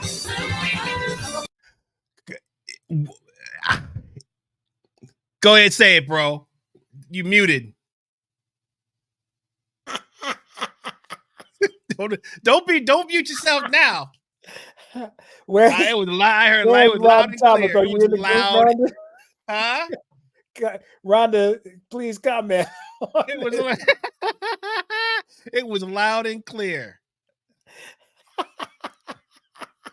I mean, look, maybe it was just this one gig. Maybe it was, maybe it was just maybe it was just there's a one-off here. It was a one-off. But I can't say we need to bring her in to see for further. We bring the defendant in. Is that what you want to do? The defendant in, man. We'll bring all right. We'll bring her in at some point. I was just going through the internet, man, and found that, Was Isaac enjoying himself though, bruh? Man, he's having a time of his life. Man. Having a Kurt time Mitchell of was his playing life. a 6 string? I think he's playing a 5-string. Five, I don't know. okay.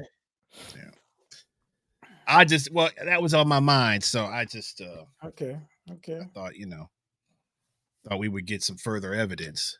So, oh man, that is funny.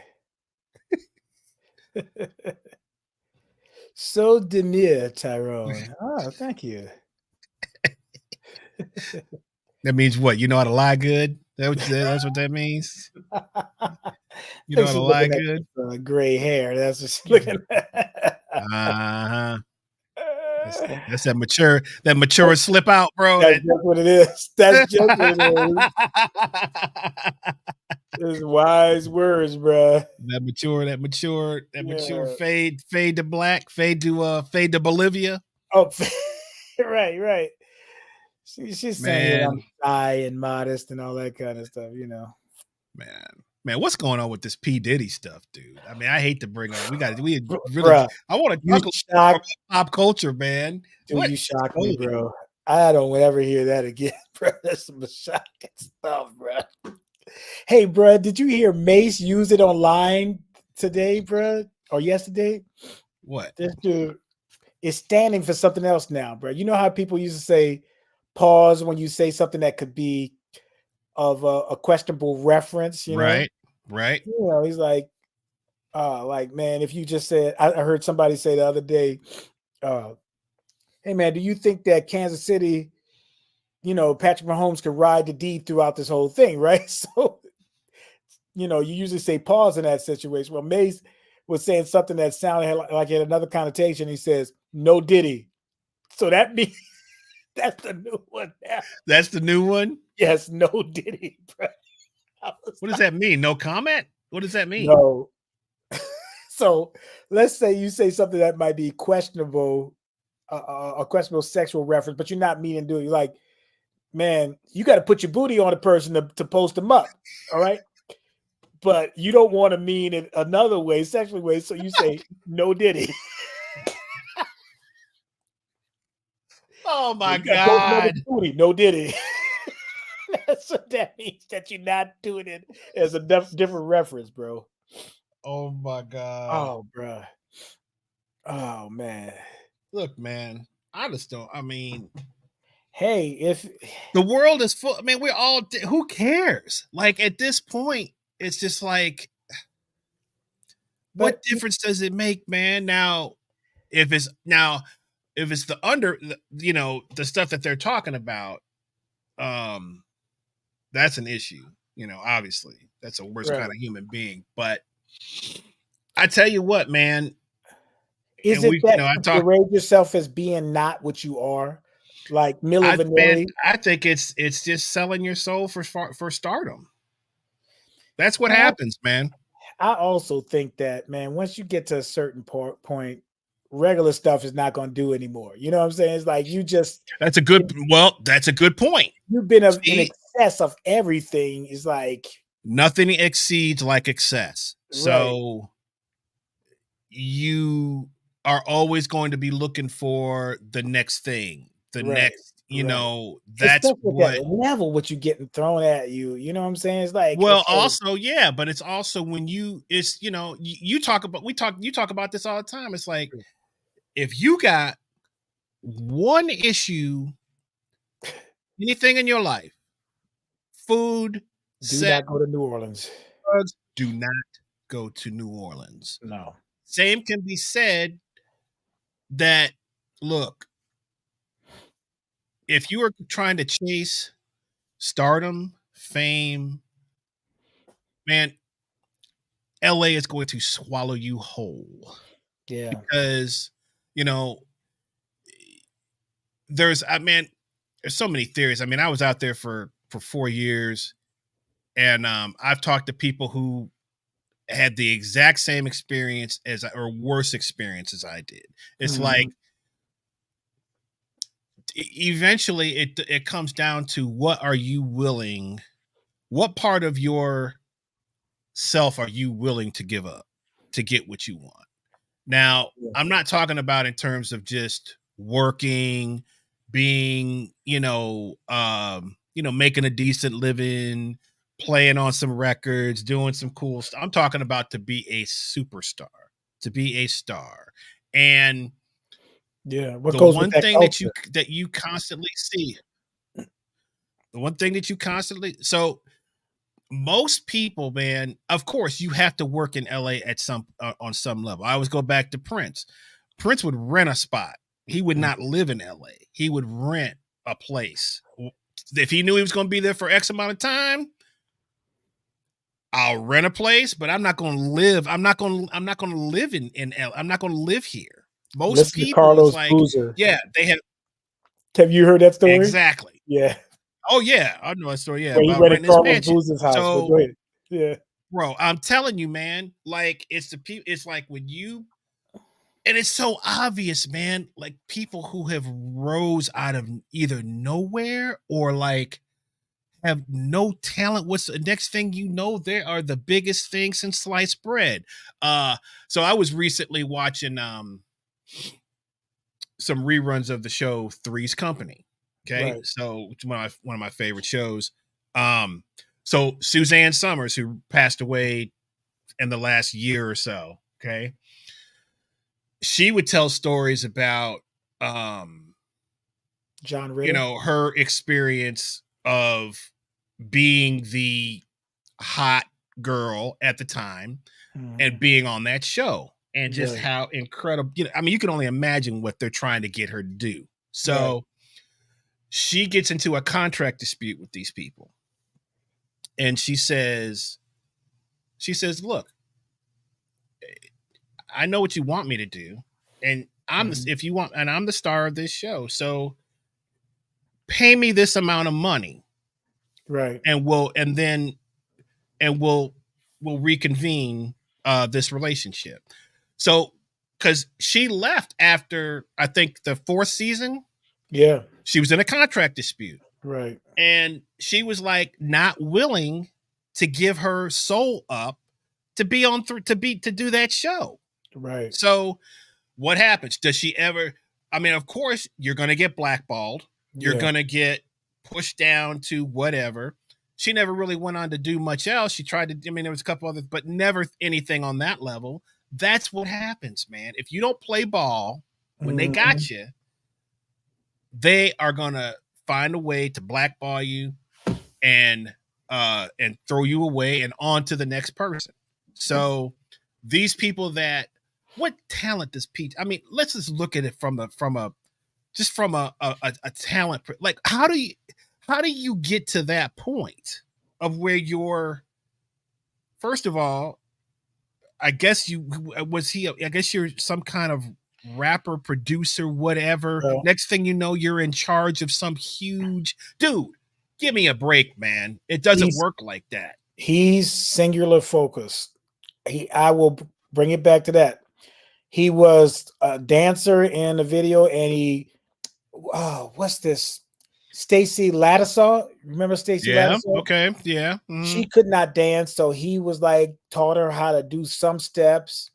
You know, his parties at Howard University was like, you know, like he just kind of, he was that dude, bro. He was that dude. Into he knew that's what he was going to be in, and by any means necessary. By any means, thank you.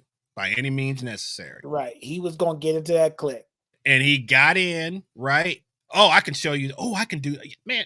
We see it in the little circles that we're in. Oh, yeah. I'm like, dude, like, how did he pull the wool over your eyes? You know, that's where we're like, how did you, you know, he's the definition of fake it until you make it. Fake it until you make it, man. Yeah. Like, not only that, but it's like we run into people who, and I mean, it's like, okay, you want to sell your soul to get into what we do, whatever, whatever. But you see it on this level, man. But the next thing you know, they working, they on somebody's gig, they're doing, and you're like, are you like, really? How in the heck? Right. So it's kind of like that thing. It's like, I go back to we use the movie analogies, right? Wall Street. Right. Yeah. Yeah.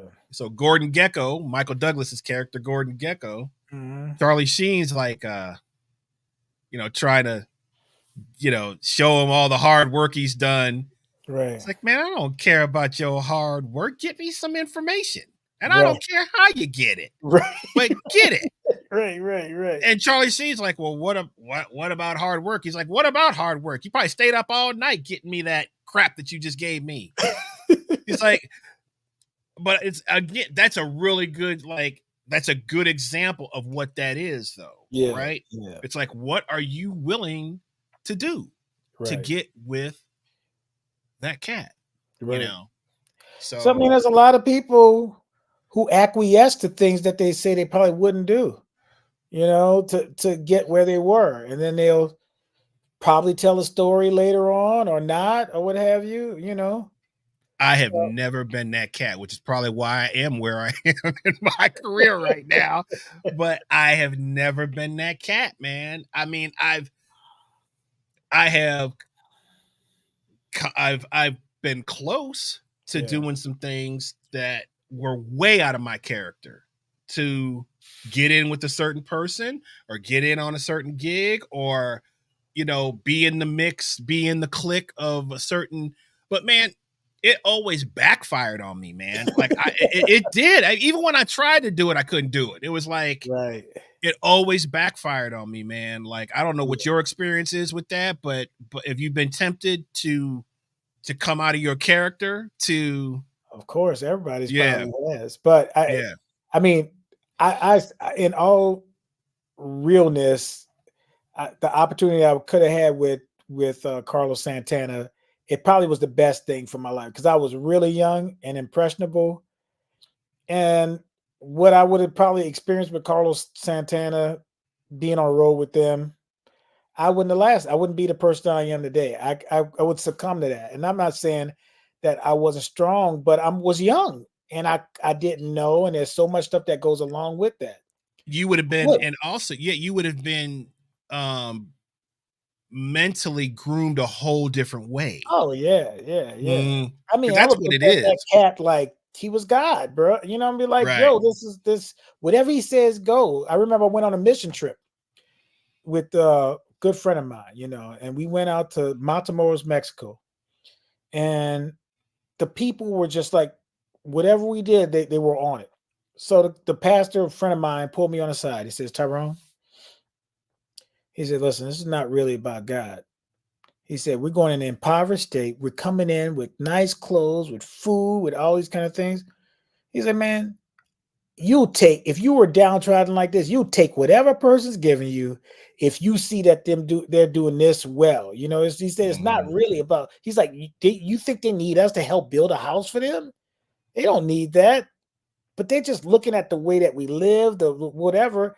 And so you look at that and that status and what they have, and you're like, dude, I want that. You know what I'm saying? I'll take whatever you're selling to get that.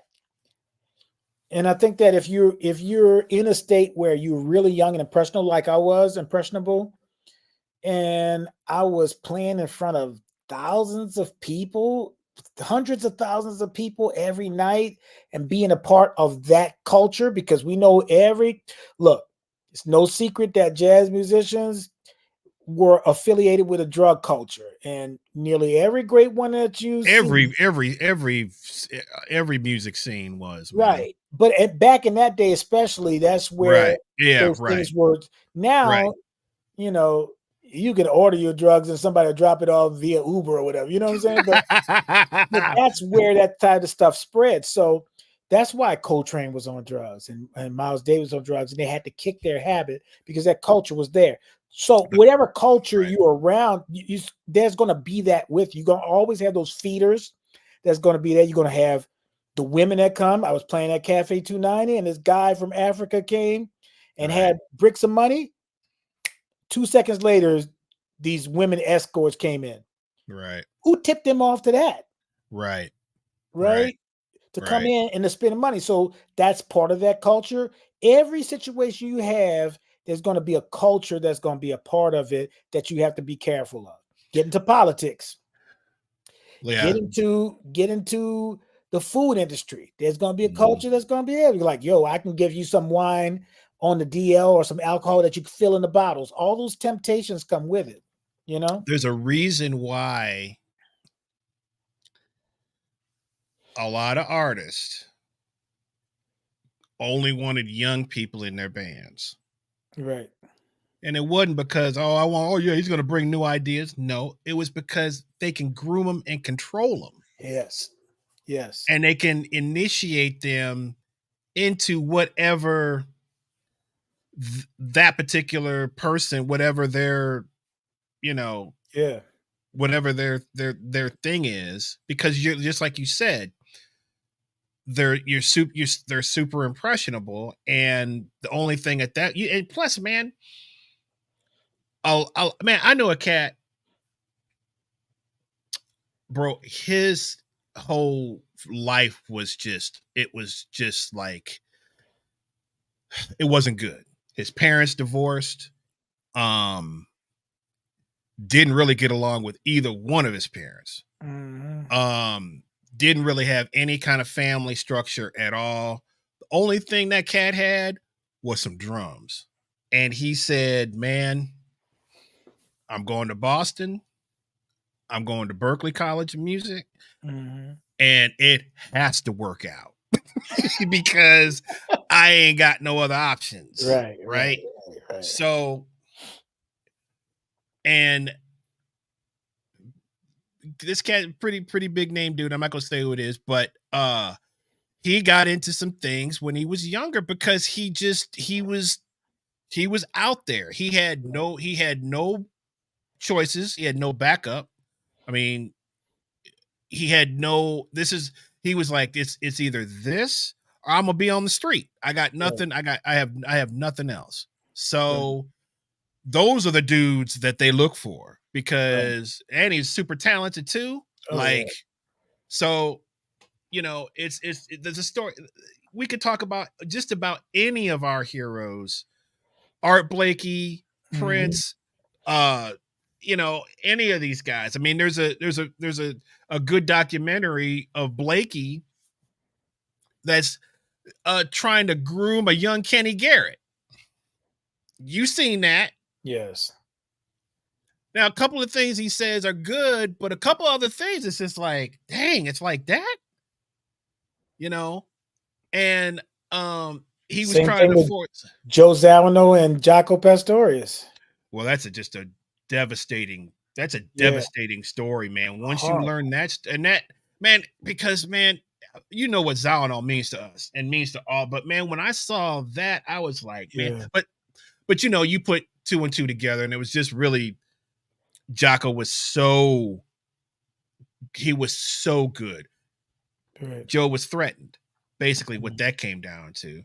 But Wayne not doing any. I mean, we don't need to go into all of that, but right. But exactly, man. And it's just, it's always a when you hear these stories about these, what goes up must come down, man. Oh yeah.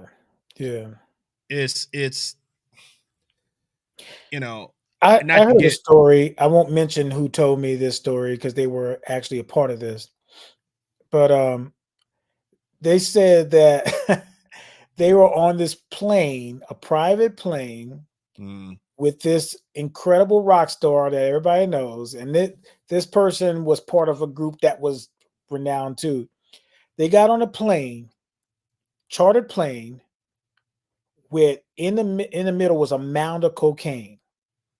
They didn't have any destination in mind because of the laws, you couldn't get busted while a plane is in the air for drugs or anything. They just flew until the mound of drugs was gone. And once it was gone, then they landed somewhere, anywhere. And what if you were on that plane? You were invited to be on that plane. How do you deal with that? Well, you sink or swim. Right. But you're 99 times out of 100, you're gonna join the party, man, whether you want to or not. Because if you don't, they're gonna question. Number one, are you a snitch? Are you right. What are you? Right. What You do you do? know, Who invites you to this if you're not why partaking? are you? Yeah, and then if you don't, then it's like you just not want to. Man, there's so many. I could tell you here, man. I remember, we're not naming names tonight, I guess. Prominent cat. I think I told you this story. Yeah. We were at a spot checking. We just happened to be at the same spot.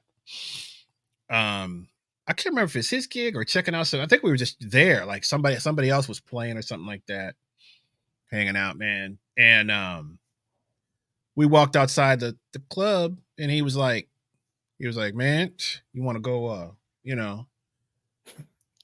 And I was just, I was just like, nah. I said, man, I'm straight, man. I gotta, but I could see the look on his face was like, oh, you're not one of us. And that's cool. I mean, it is what it is. You know what I'm talking about, right? Yeah. I told you this story. And from that point on, it's just been like, there's other things that have gone on with me and this cat. It's just weird, man. It's like, but I could tell from that point on, I was no longer being considered right for the club. You can see that look in the eyes. It's looking like, see that look in their eyes, because that's where they are. Now, later on, there are people who have, they've matured, they've cleaned up their act, they've, and I had one cat apologize about, I don't even know what he was talking about. He's like, man, that's cool. I'm so sorry, man. Back in the day, man, he said, man, but I was getting high a lot, man, and I didn't know who I was, blah, blah, blah. I was like, I didn't even remember this person coming at me a certain way, but I was like, man. But that shows you that you need to be a part representing that part of the culture that doesn't do those things too. Well, you just have to be yourself, man. Right. But as you said, when you're young, that's hard to do. It's hard to, because you don't know, you're impressionable, man. You're malleable. And you haven't figured out things. And then, but sometimes you witness things like we've seen people and like, oh shoot. They went down that road, man. I'm so glad I was in that position. I always had my older brother to go through things before I did. And he shielded him. He's only 13 years older than me. But I remember we were in band together and had freshman initiation, which you never would know what day was going to be on band, right? Dude, that was rough, boy. I remember them days. Beat up the freshmen, bro. Man. And here's the thing. If you know it, you can look at life through a different lens, right? Like we're older now and we come into a situation musically and we see it and we're like, oh, I know what that's all about right now. But when you young, so man, my brother told me, he said, hey, bro, tomorrow is going to be freshman initiation. He said, you need to go wherever I'm going at. I said, yes, sir. So, bro, as I'm walking along, bro, I see some of these freshmen in the band. I want to tell them so bad, right? Hang with my brother. And I see this guy, oh man, his name was Wendell. He was a big dude, played trombone, right? Right. And his cat named Jack Stapleton, still remember, it was in my class. Wendell was like, hey, bro, you want something to eat? Jack was like, yeah. He's like, man, it's on me. And Jack was like, really, Wendell? He's like, yeah, man. Man, he took him outside, bro. Just started wailing on him. My brother's like, that would have been you right there. Right? I was so thankful that he went ahead of me and hit me onto certain things. You know what I'm saying? You were lucky, bro. You were super, man. Most of us, we ain't have no, especially me and Andy Sigwell, man. Oh, right. Bro, if you still in the chat, dude, I'm sure he remembers, man. They used to call it Slave Day, man, where you had to be. Oh, drums was the worst, bro. But no, it didn't have nothing to do with band. This was the whole school, bro. Now we went to, a small school, a small private school, but it was still where you had to be like basically the slave to, like an upperclassman or whatever, all day, man. And I mean, I remember, dude, like, nothing. I mean, nothing crazy malicious, but things that would definitely not be okay now, Right. And dude, and I remember, man, the next year when I got to be a sophomore, man, I took it out on some freshmen, dude. I was like, and then they banned, and then after that was the last year, I think that Well, that's what happened, because when I was in high school, it. Don is a year older than me, right? So when I was a senior, my brother Dave came to school. So I was a big man on campus, and Dave was a freshman. So, bro, we just do all kind of things, bro. Plus the senior year, you only have like 3 quarters, and then you really done, but you still there. Bro. Senior year, I try to think of, did I even show up at all? Bro, I was trying to instill so much fear in my little brother's friends and all the people's around, bro. I was like pushing on them and stuff. Because I'm a middle child. I don't get a chance to boss anybody around, Right. So when Dave and his friends came along, oh, bro, beautiful. I could boss them around. It was great. Man. Memories. Andrew said he's here, bro. Oh, he's still here. Oh, yeah, I got him. I'm about to DM him. We got some. I'm sure he got some good stories. Now, this cat, I used to call him the White Prince. He used to dress up like Prince, bro. He had the shirt, trench coat. Oh, I gotta see pictures. Eyeliner, everything. Whoa, he was serious. Hardcore. I was looking like Miami Vice, but in high school, he was looking like Prince, man. See the whole deal, bro. He was like, he brought he wore the ruffled shirt to school, man, the boots, everything. So, Andrew, I got a question for you. If you are indeed a Prince fan, could you also be a Michael Jackson fan at the same time? No, that's impossible. No, right? You couldn't. Chris, like, no. Nope. I mean, not in those days, Right. You couldn't. The so-called rivalry. There was a rivalry, so look. He's saying nope. Nope. He was on one side, which was, of course, the media was the one that did all that. Together. Right. Except for the funny story about James Brown, about Bad, about about Bad. No, yeah. When Quincy, that was supposed to be a duet. Yeah, with Michael and Prince. Right. And Michael, they sent Prince the lyrics. And he was like, he said, this first line here, your buddy's mine. Who's singing that? and Michael was like, well, you are. And Prince was like, sorry, Charlie.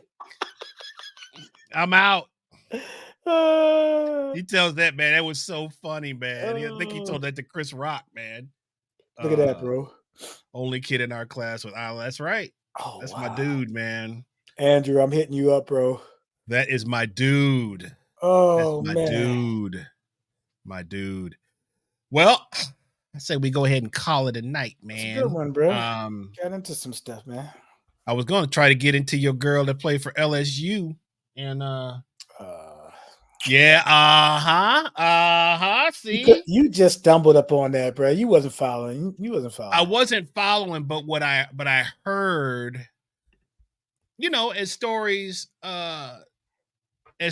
grow, I remember last year there was a big thing about her doing the you can't see doing that, and then also saying some crazy stuff to one of the coaches or something. Well, okay, bro. This is gonna make you mad, but it's a product.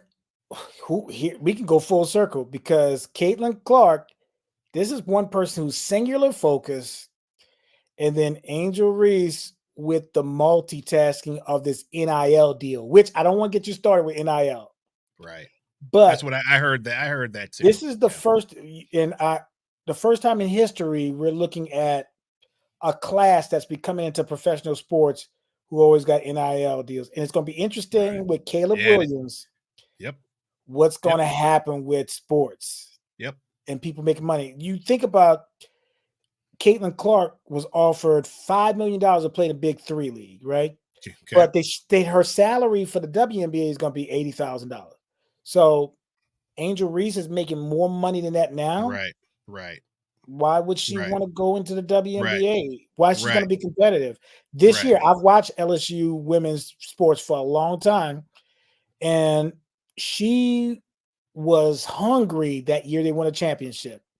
Then when she got the NIL money, she was on Subway, all these other commercials.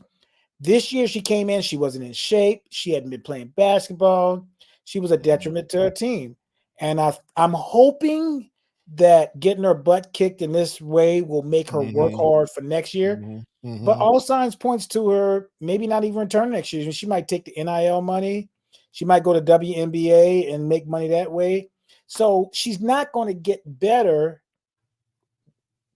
if she doesn't stay at LSU and change her mindset and say, this is where my money's going to come from, me playing basketball and not all the superfluous things that's going on, you know.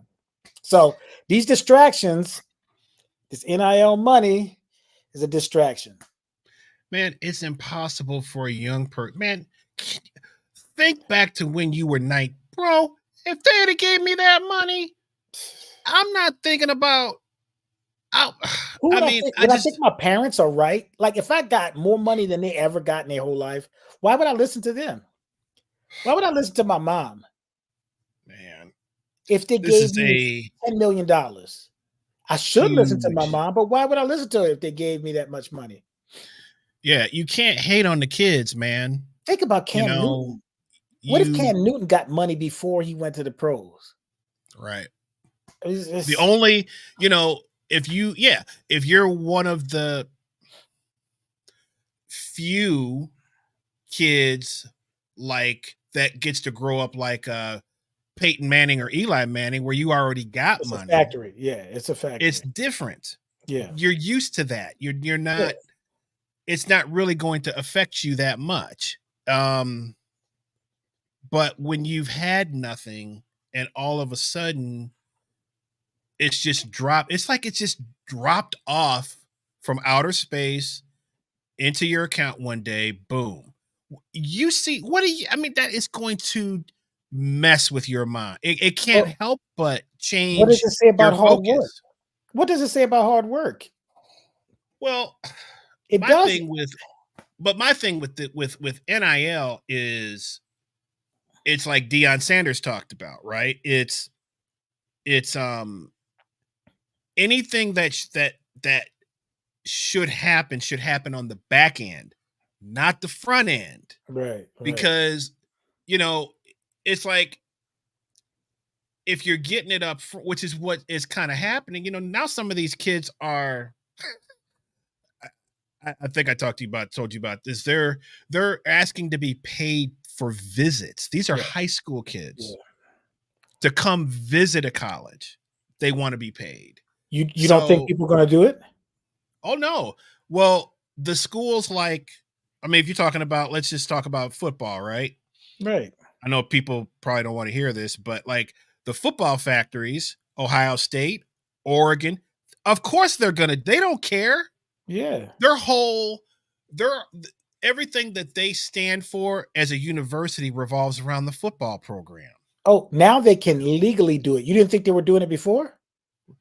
No, they were doing it before, but not on this grand of scale. Oh yeah, because now I could be transparent with it. I could be legal. Not only transparent, but it's also, bro, it's almost like it's a license to steal is basically what it is. It's a license to steal. Eric Dickerson, all those cats got taken care of. Yeah. I mean, any superstar player got taken care of. Yeah. That's a little different though, man, than what's happening now. Where when the floodgates open up, then we can really make it what it needs to be to do it. Because, this is where I'm torn with the NIL deal. the O'Bannon brothers sued UCLA because they were and the using their EA name, Sports, image, and EA likeness, Sports, right? yeah, EA right, Sports. So for the longest time, colleges have been using these kids, their right, images, their names. absolutely, I agree, My absolutely, problem is, okay, if they are marketable and able to make money, and these kids are poor and they don't have anything, they can't get an extra apple in the line for food services because right, they said that is a misrepresentation of right. Well, it's a accountability. violation. It's a It's violation a of the violation. NCAA, right? Right. And so you're saying to me, like this athlete that was on Instagram before the NIL deals, she was being offered money and it was a means of her as a job to take care of herself. They said no, she couldn't do it. And she's like, well, I am working. I'm an influencer. I'm working to get this money. And they said no, she couldn't get it. But now my thing would be, okay, your NIL money or money that you would have need to be put in a pension for you to use later on that you can't touch Right. it. That's That's where I'm at. And then you put a cap on it. But when the thing is new like this, can you stuff everything back in a box once you open it up? I mean, how well, can they're you how trying. can you They're trying now to you know to do something about it. There's new legislation going on, but I don't know how they're going to be able to do it, what they're going to be able to do, because people have to remember that the university itself really isn't the issue. It's the boosters that are the issues, because these renegade boosters will, they will do by any means necessary to get that player to their school, so that team can win. Texas A&M, there's a bunch of these renegade programs out there that got buku money. And what happens is, it's just like a few years ago, before Jimbo Fisher finally got run out of town, right? Right. They had this ridiculous recruiting class that was like 1 million 5-star. It had never been seen before. And everybody was like, well, it's obvious what's going on. And he's all, oh, we don't do it like that. Just lying out his mouth, whatever. Now, most of those players ended up jumping ship, which is what also is going to happen. This is why it's not really going to work out, because these renegade people like Nick Saban, it can't work for him. These renegade, what I'm saying is, these renegade programs, it's not going to work even if you're paying all these kids, because eventually they're going to leave anyway because of the transfer portal. So you can pay a guy to come to your school. If he's not playing, he's going to go somewhere else and get paid. So he gets the double dip. There's no way to double. Bro, double, triple, they can double, triple dip with the transfer portal. So they can go to one school, get paid, go to another school, get paid, go to another school. You see it every year. You see these guys. They're not telling? Chairs. What they're not telling is there's some people trapped in the portal. They don't get out. Well, what happens is, because that's not always your best. Right. They're waiting there to it's think not always your best move. But again, what you're talking about is, how are these guys going to learn to, because first of all, you're not going to save your money. Don't give me this thing about some 19, 20-year-old kid's going to save his money, because he's not. That's not what you do when you're 19, 20 years old. No, it's you spend your money. You spend all your money. You spend everything. That's what you do. Again, who are you going to listen to? Like, you're making more money. We see it all the time with coaches in the NBA. The players make way more than the coaches. Why am I going to listen to the coach? The coach is going to get fired before the player gets traded away, right? Gone are those days. But back in the day, the coach had absolute word over everything. Right. Those days are gone. LeBron makes more money. LeBron can get any coach he wanted fired and moved out of there. Right. So, if a kid if I made, again, I'll use myself as an example. If I made $10 million, why would I listen to my mother who hasn't made, she was an honest working, living teacher, great teacher. But at my age, 17 years old, 18 years old, I made $10 million, $20 million. When I started getting better at piano, I didn't listen to my mom. My mom told me one thing. You know what she said? I was playing something. She's like, do you know the lyrics to the song? I really lambasted my mom. I was like, you don't know what you're talking about, Mom. I do this all the time. She was like, I'm so sorry. I'm so sorry. My mom said she was sorry, right? My first lesson with Ellis Marcellus, he said, asked me to play something. For some reason, I played Summertime. I tried to put this little hip thing. He said, stop. He said, do you know the lyrics to this song? Now, this is going to blow your mind, Chris. I said, no. He said, summertime and the living is easy. Fish are jumping and the cotton is high. He said, Jackson, ain't no way you can play a song this fast in the summertime in New Orleans with the heat. And he just told you that the living is easy.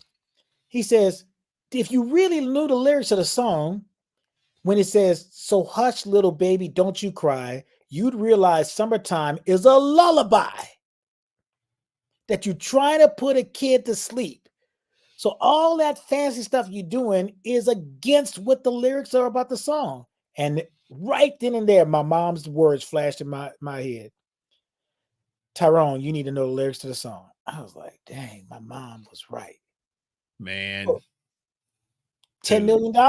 My mom tells me something. I'm not going to listen to her until later on I find out that she was probably right. So back to Miss Reese's, who's the Angel Reese. My thing was this, man, is, and like I said, you're right. I don't necessarily follow, but I remember kind of putting two and two together. She was the one that was, right, doing all the whatever, which, she's the bad girl. She's the villain. She's the one now. Everybody's going to, when Floyd Mayweather, yeah, Mayweather had a fight. Okay. Most of the people that are going to see that fight want him to lose because you're and he accepted that. He accepted right. He accepted that. So if you're going to be that, you have to accept that. So the press conference last night with her crying and talking about how hard it's like, see, but that's sort of the, where we kind of are now is, look, you can be hardcore if you want to, but you just have to accept everything that comes along with that. Would it surprise you that she was in a transfer portal? She played for Louisville, and last year she transferred to get on the championship LSU Tigers from Louisville. No, I'm not surprised. I'm not surprised about that at all. So, it's going to be, like you said, really, I think 1, 2, 3, 4, out in 4 years,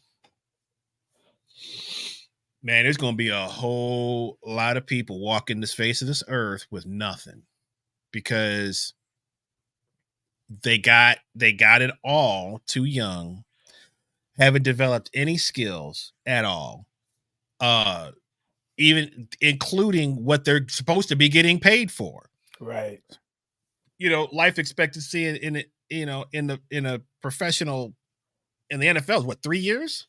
What is it in the NBA? NBA is 4 years, but that curve is skewered because you got people like LeBron and Steph Curry's been in the league for almost 20 years.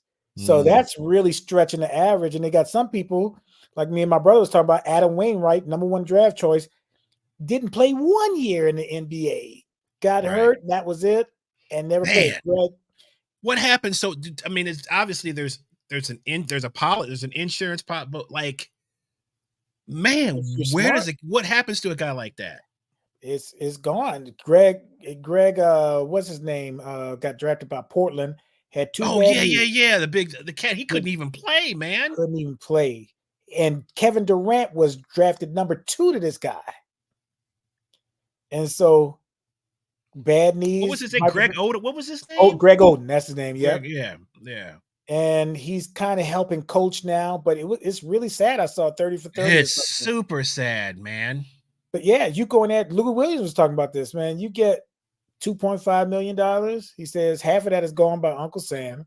That's right. And he said, what y'all don't know is we got NBA dues that's a couple of $1,000, $10,000, $15,000 a year that goes into their health insurance, all that kind of stuff. He's like, and you buy a house, you buy a car, and he's like, you're no longer a millionaire, you're a high thousandaire. He's like, then here comes the women with clutch bags and gifts and all this kind of stuff. Well, Shannon Sharp and Chad Johnson we're talking about that, and they were saying, man, that was a really good episode that they had on that, like in terms of just like, how fast your money goes. Yeah. And and they were talking about especially but Shannon, the brother, thankfully he was in the NFL. He made mistakes, but he had some guidance. Yeah, his brother said, "I'm taking your money. I'm going to buy you a hotel, buy this, do this." Yeah, right. Sterling Sharp. Shout out Sterling Sharp. But it's man, the lifestyle, because that was the whole thing was, Chad Johnson's cheap.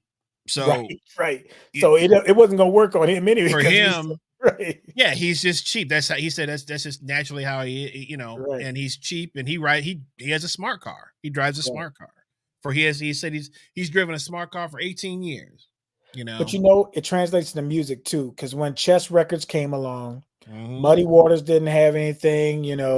They took a lot of the money from Chuck Berry and all this kind of stuff. Right. Who was good with their money? Howlin' Wolf. So Howlin' Wolf owned like had his own trucking business, stuff like that. So he had money going into the negotiations with Chess Records. So his contract, he couldn't be taken out, or he couldn't be bought with a car because he had a car. They call it Cadillac Records because it would give you a Cadillac. Right. Howlin' Wolf made his money already. So that's one of those situations where a rarity, an anomaly that you have somebody like that come in. Right. But you got to, that was the great migration coming from Mississippi, where people wouldn't have anything, to Chicago, and you're playing the blues and making money. Right. Come on, man. Right. So you have somebody like Howlin' Wolf come along, is like, oh, I know how to deal. I know what the deal is with this. I'm just coming for this contract and do music, and there it is. And I'm gonna have my trucking company on the side. Right. I mean, on our level, what we do. Yeah. I mean, sometimes it's hard for guys to get ahead, because just either, lifestyle decisions, just, and I've been open, man. I wish I had, learned a lot of stuff when I was younger. Oh yeah. And how to, just manage, but you don't, sometimes as an artist, you don't even really think about, the only thing you're focused on is you have a singular focus, going back to what we're on playing this music or whatever, or dancing or whatever it is that your thing is. So, your finances are it's just like, whatever, as long as I can eat today and blah, blah, blah. And, you kind of have a certain way of thinking. So you have to really hopefully have somebody in your life that can help you to recondition your mind on what money is really for, right? Because it's depending on what type of environment you come out of, a lot of us, we didn't save that's not what we grew up in. So, luckily my wife was great in that way, where she helped me to change the way I thought about, it's not always about how much money you make. It's about what you do with the money that you have. Right. And Chris, that's why this platform is so important. Local Musicians XP. The XP is for experience, right? And that's experience point. Why this can help other people. So, I mean, if you guys have young musicians out there, they need to come look out these episodes. They need to like us on YouTube, Facebook, everything, because this is our way of disseminating knowledge that we didn't necessarily have growing up. And that if we would have had this knowledge, look, go check out the episode, The Difference Between Practice and Rehearsal.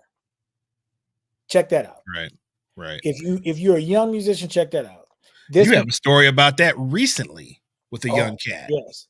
This episode right here, where we just touch upon money, is enough for you to say, hey, maybe I need to talk to somebody.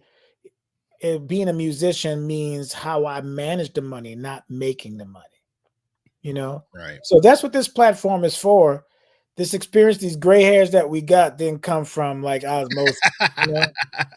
And so if we could help people out what we do here, then it's not just about all the jokes and stuff. I love it. I have fun with that. But man, this is really about educating people about what it's like to be a musician and a successful, because we both are successful musicians. This is what we do for a living. We're not casting shade on anybody who's got to do other things. There's plenty of musicians got to do that. But I'm just saying, I started off saying is you got to be real courageous to be a musician.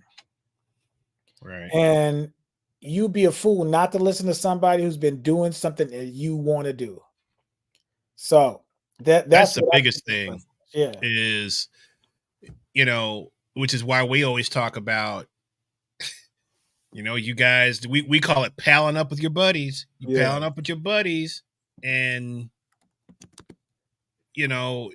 it's okay, that's cool. Right. But if you're not playing with older seasoned cats and being around those guys, you are in for a rude awakening now. I can't tell you when that's going to come, but there's going to be many times that situations are going to arise where it's like, man, you're not going to know what to do, how to get out of a situation, how to handle a situation. Mm-hmm. And of course, most of us have to learn on our own by trial, most of the time by trial and error, whatever. Mm-hmm. But there is, I think, a good chunk of both of, Tyrone and I's DNA where, man, we learned from older guys. A lot of stuff that kept us out of a lot of stuff that we otherwise would have, fallen into, I mean, even just both of our fathers. I mean, I got to know his, my father passed, in 2007. And he was down with Alzheimer's for some time. So I don't think you never got to meet my father, but I got to spend a lot of time with your dad. Yeah. And, the one thing, man, that is, my dad always told me, he's like, man, don't follow the crowd, be yourself and be a leader. And that's what that's like the best advice that I've ever gotten. That always has been in my head. Don't turn your head around backwards because everybody else is doing it. Right. Which hurts as a young kid because you want to be like everybody else, right? You want to be the different one. Right.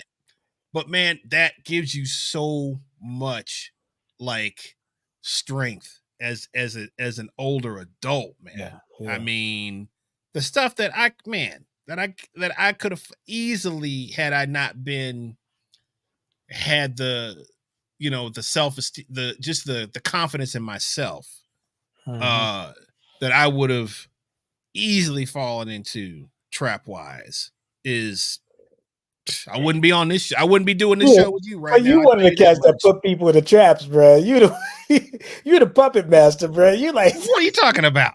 You like to pull the strings, bro. What do you mean? What? You like to pull the strings, man. Oh man, I just like to give people I just like to make them work for what they get. That's all. Yeah. You try to make it easy to get a Sweetwater catalog and stuff. You know what I'm saying? You can't make it easy, man. You can't make it easy. Oh. I just know what I would do in certain situations. That's all. That's all I'm saying. You like to pull them strings, Jack. You don't like the strings. Oh man, no. I'm just having fun, man. I'm just like, But I tell you what, it ain't like I ain't thinking about it. I ain't gonna do it.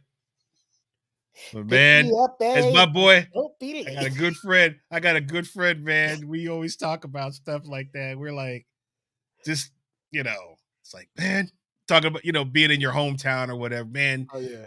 He's like, man, life would be a hell of a lot simpler, man.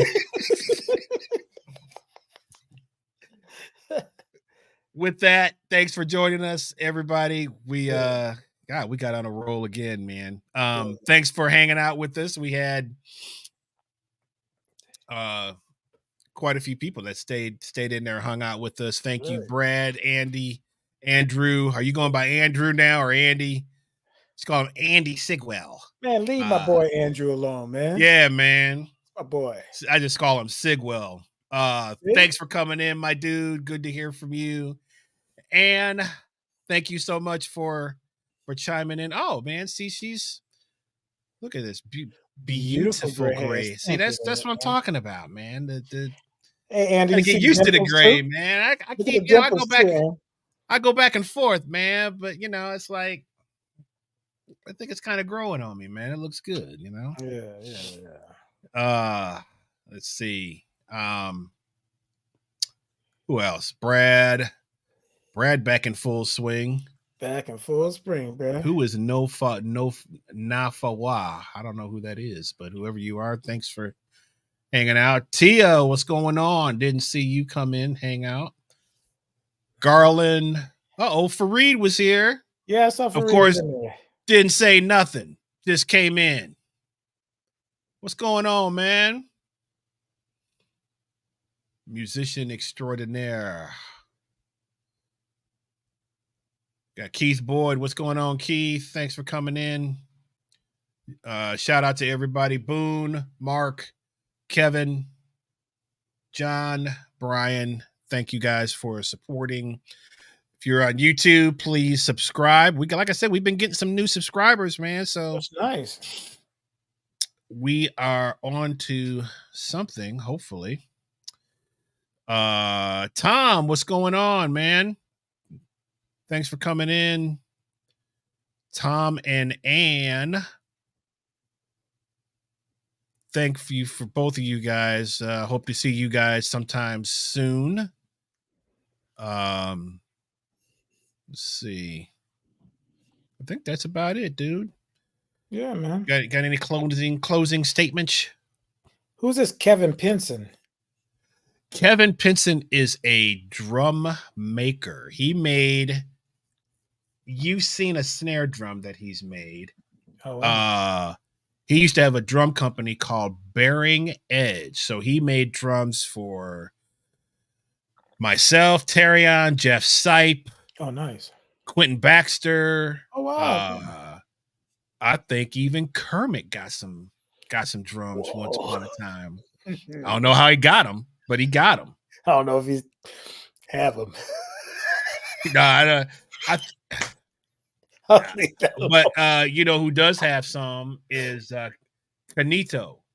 Canito has. I know he's got a bass drum and I don't think he's got a whole kit, but he's got some pieces. Okay. I gotta ask Canito of Bearing Edge. You see, you've seen this. You've seen that snare drum a million times. You just cool. It's the one with the wood hoops on it. Oh yeah. Okay, yeah. Cool. So, but Kevin, shout out, CB and Terry out in New York was the hang. R.I.P. Casey Benjamin. So yeah, man. Well, take care of yourselves out there. Yeah, man. Tom, thanks for checking us out, and we appreciate you coming in, man. And like I said, I hope to see you and Ann soon, sometime. Tom and Ann Pierre, good people, man. Yeah, man. Good people. So, all right, guys, we will see you guys next week. I think we will have a guest but it's not set in stone yet. So we will let y'all know. Duck them. Stick them in your mouth. Stick them in your mouth. And suck them.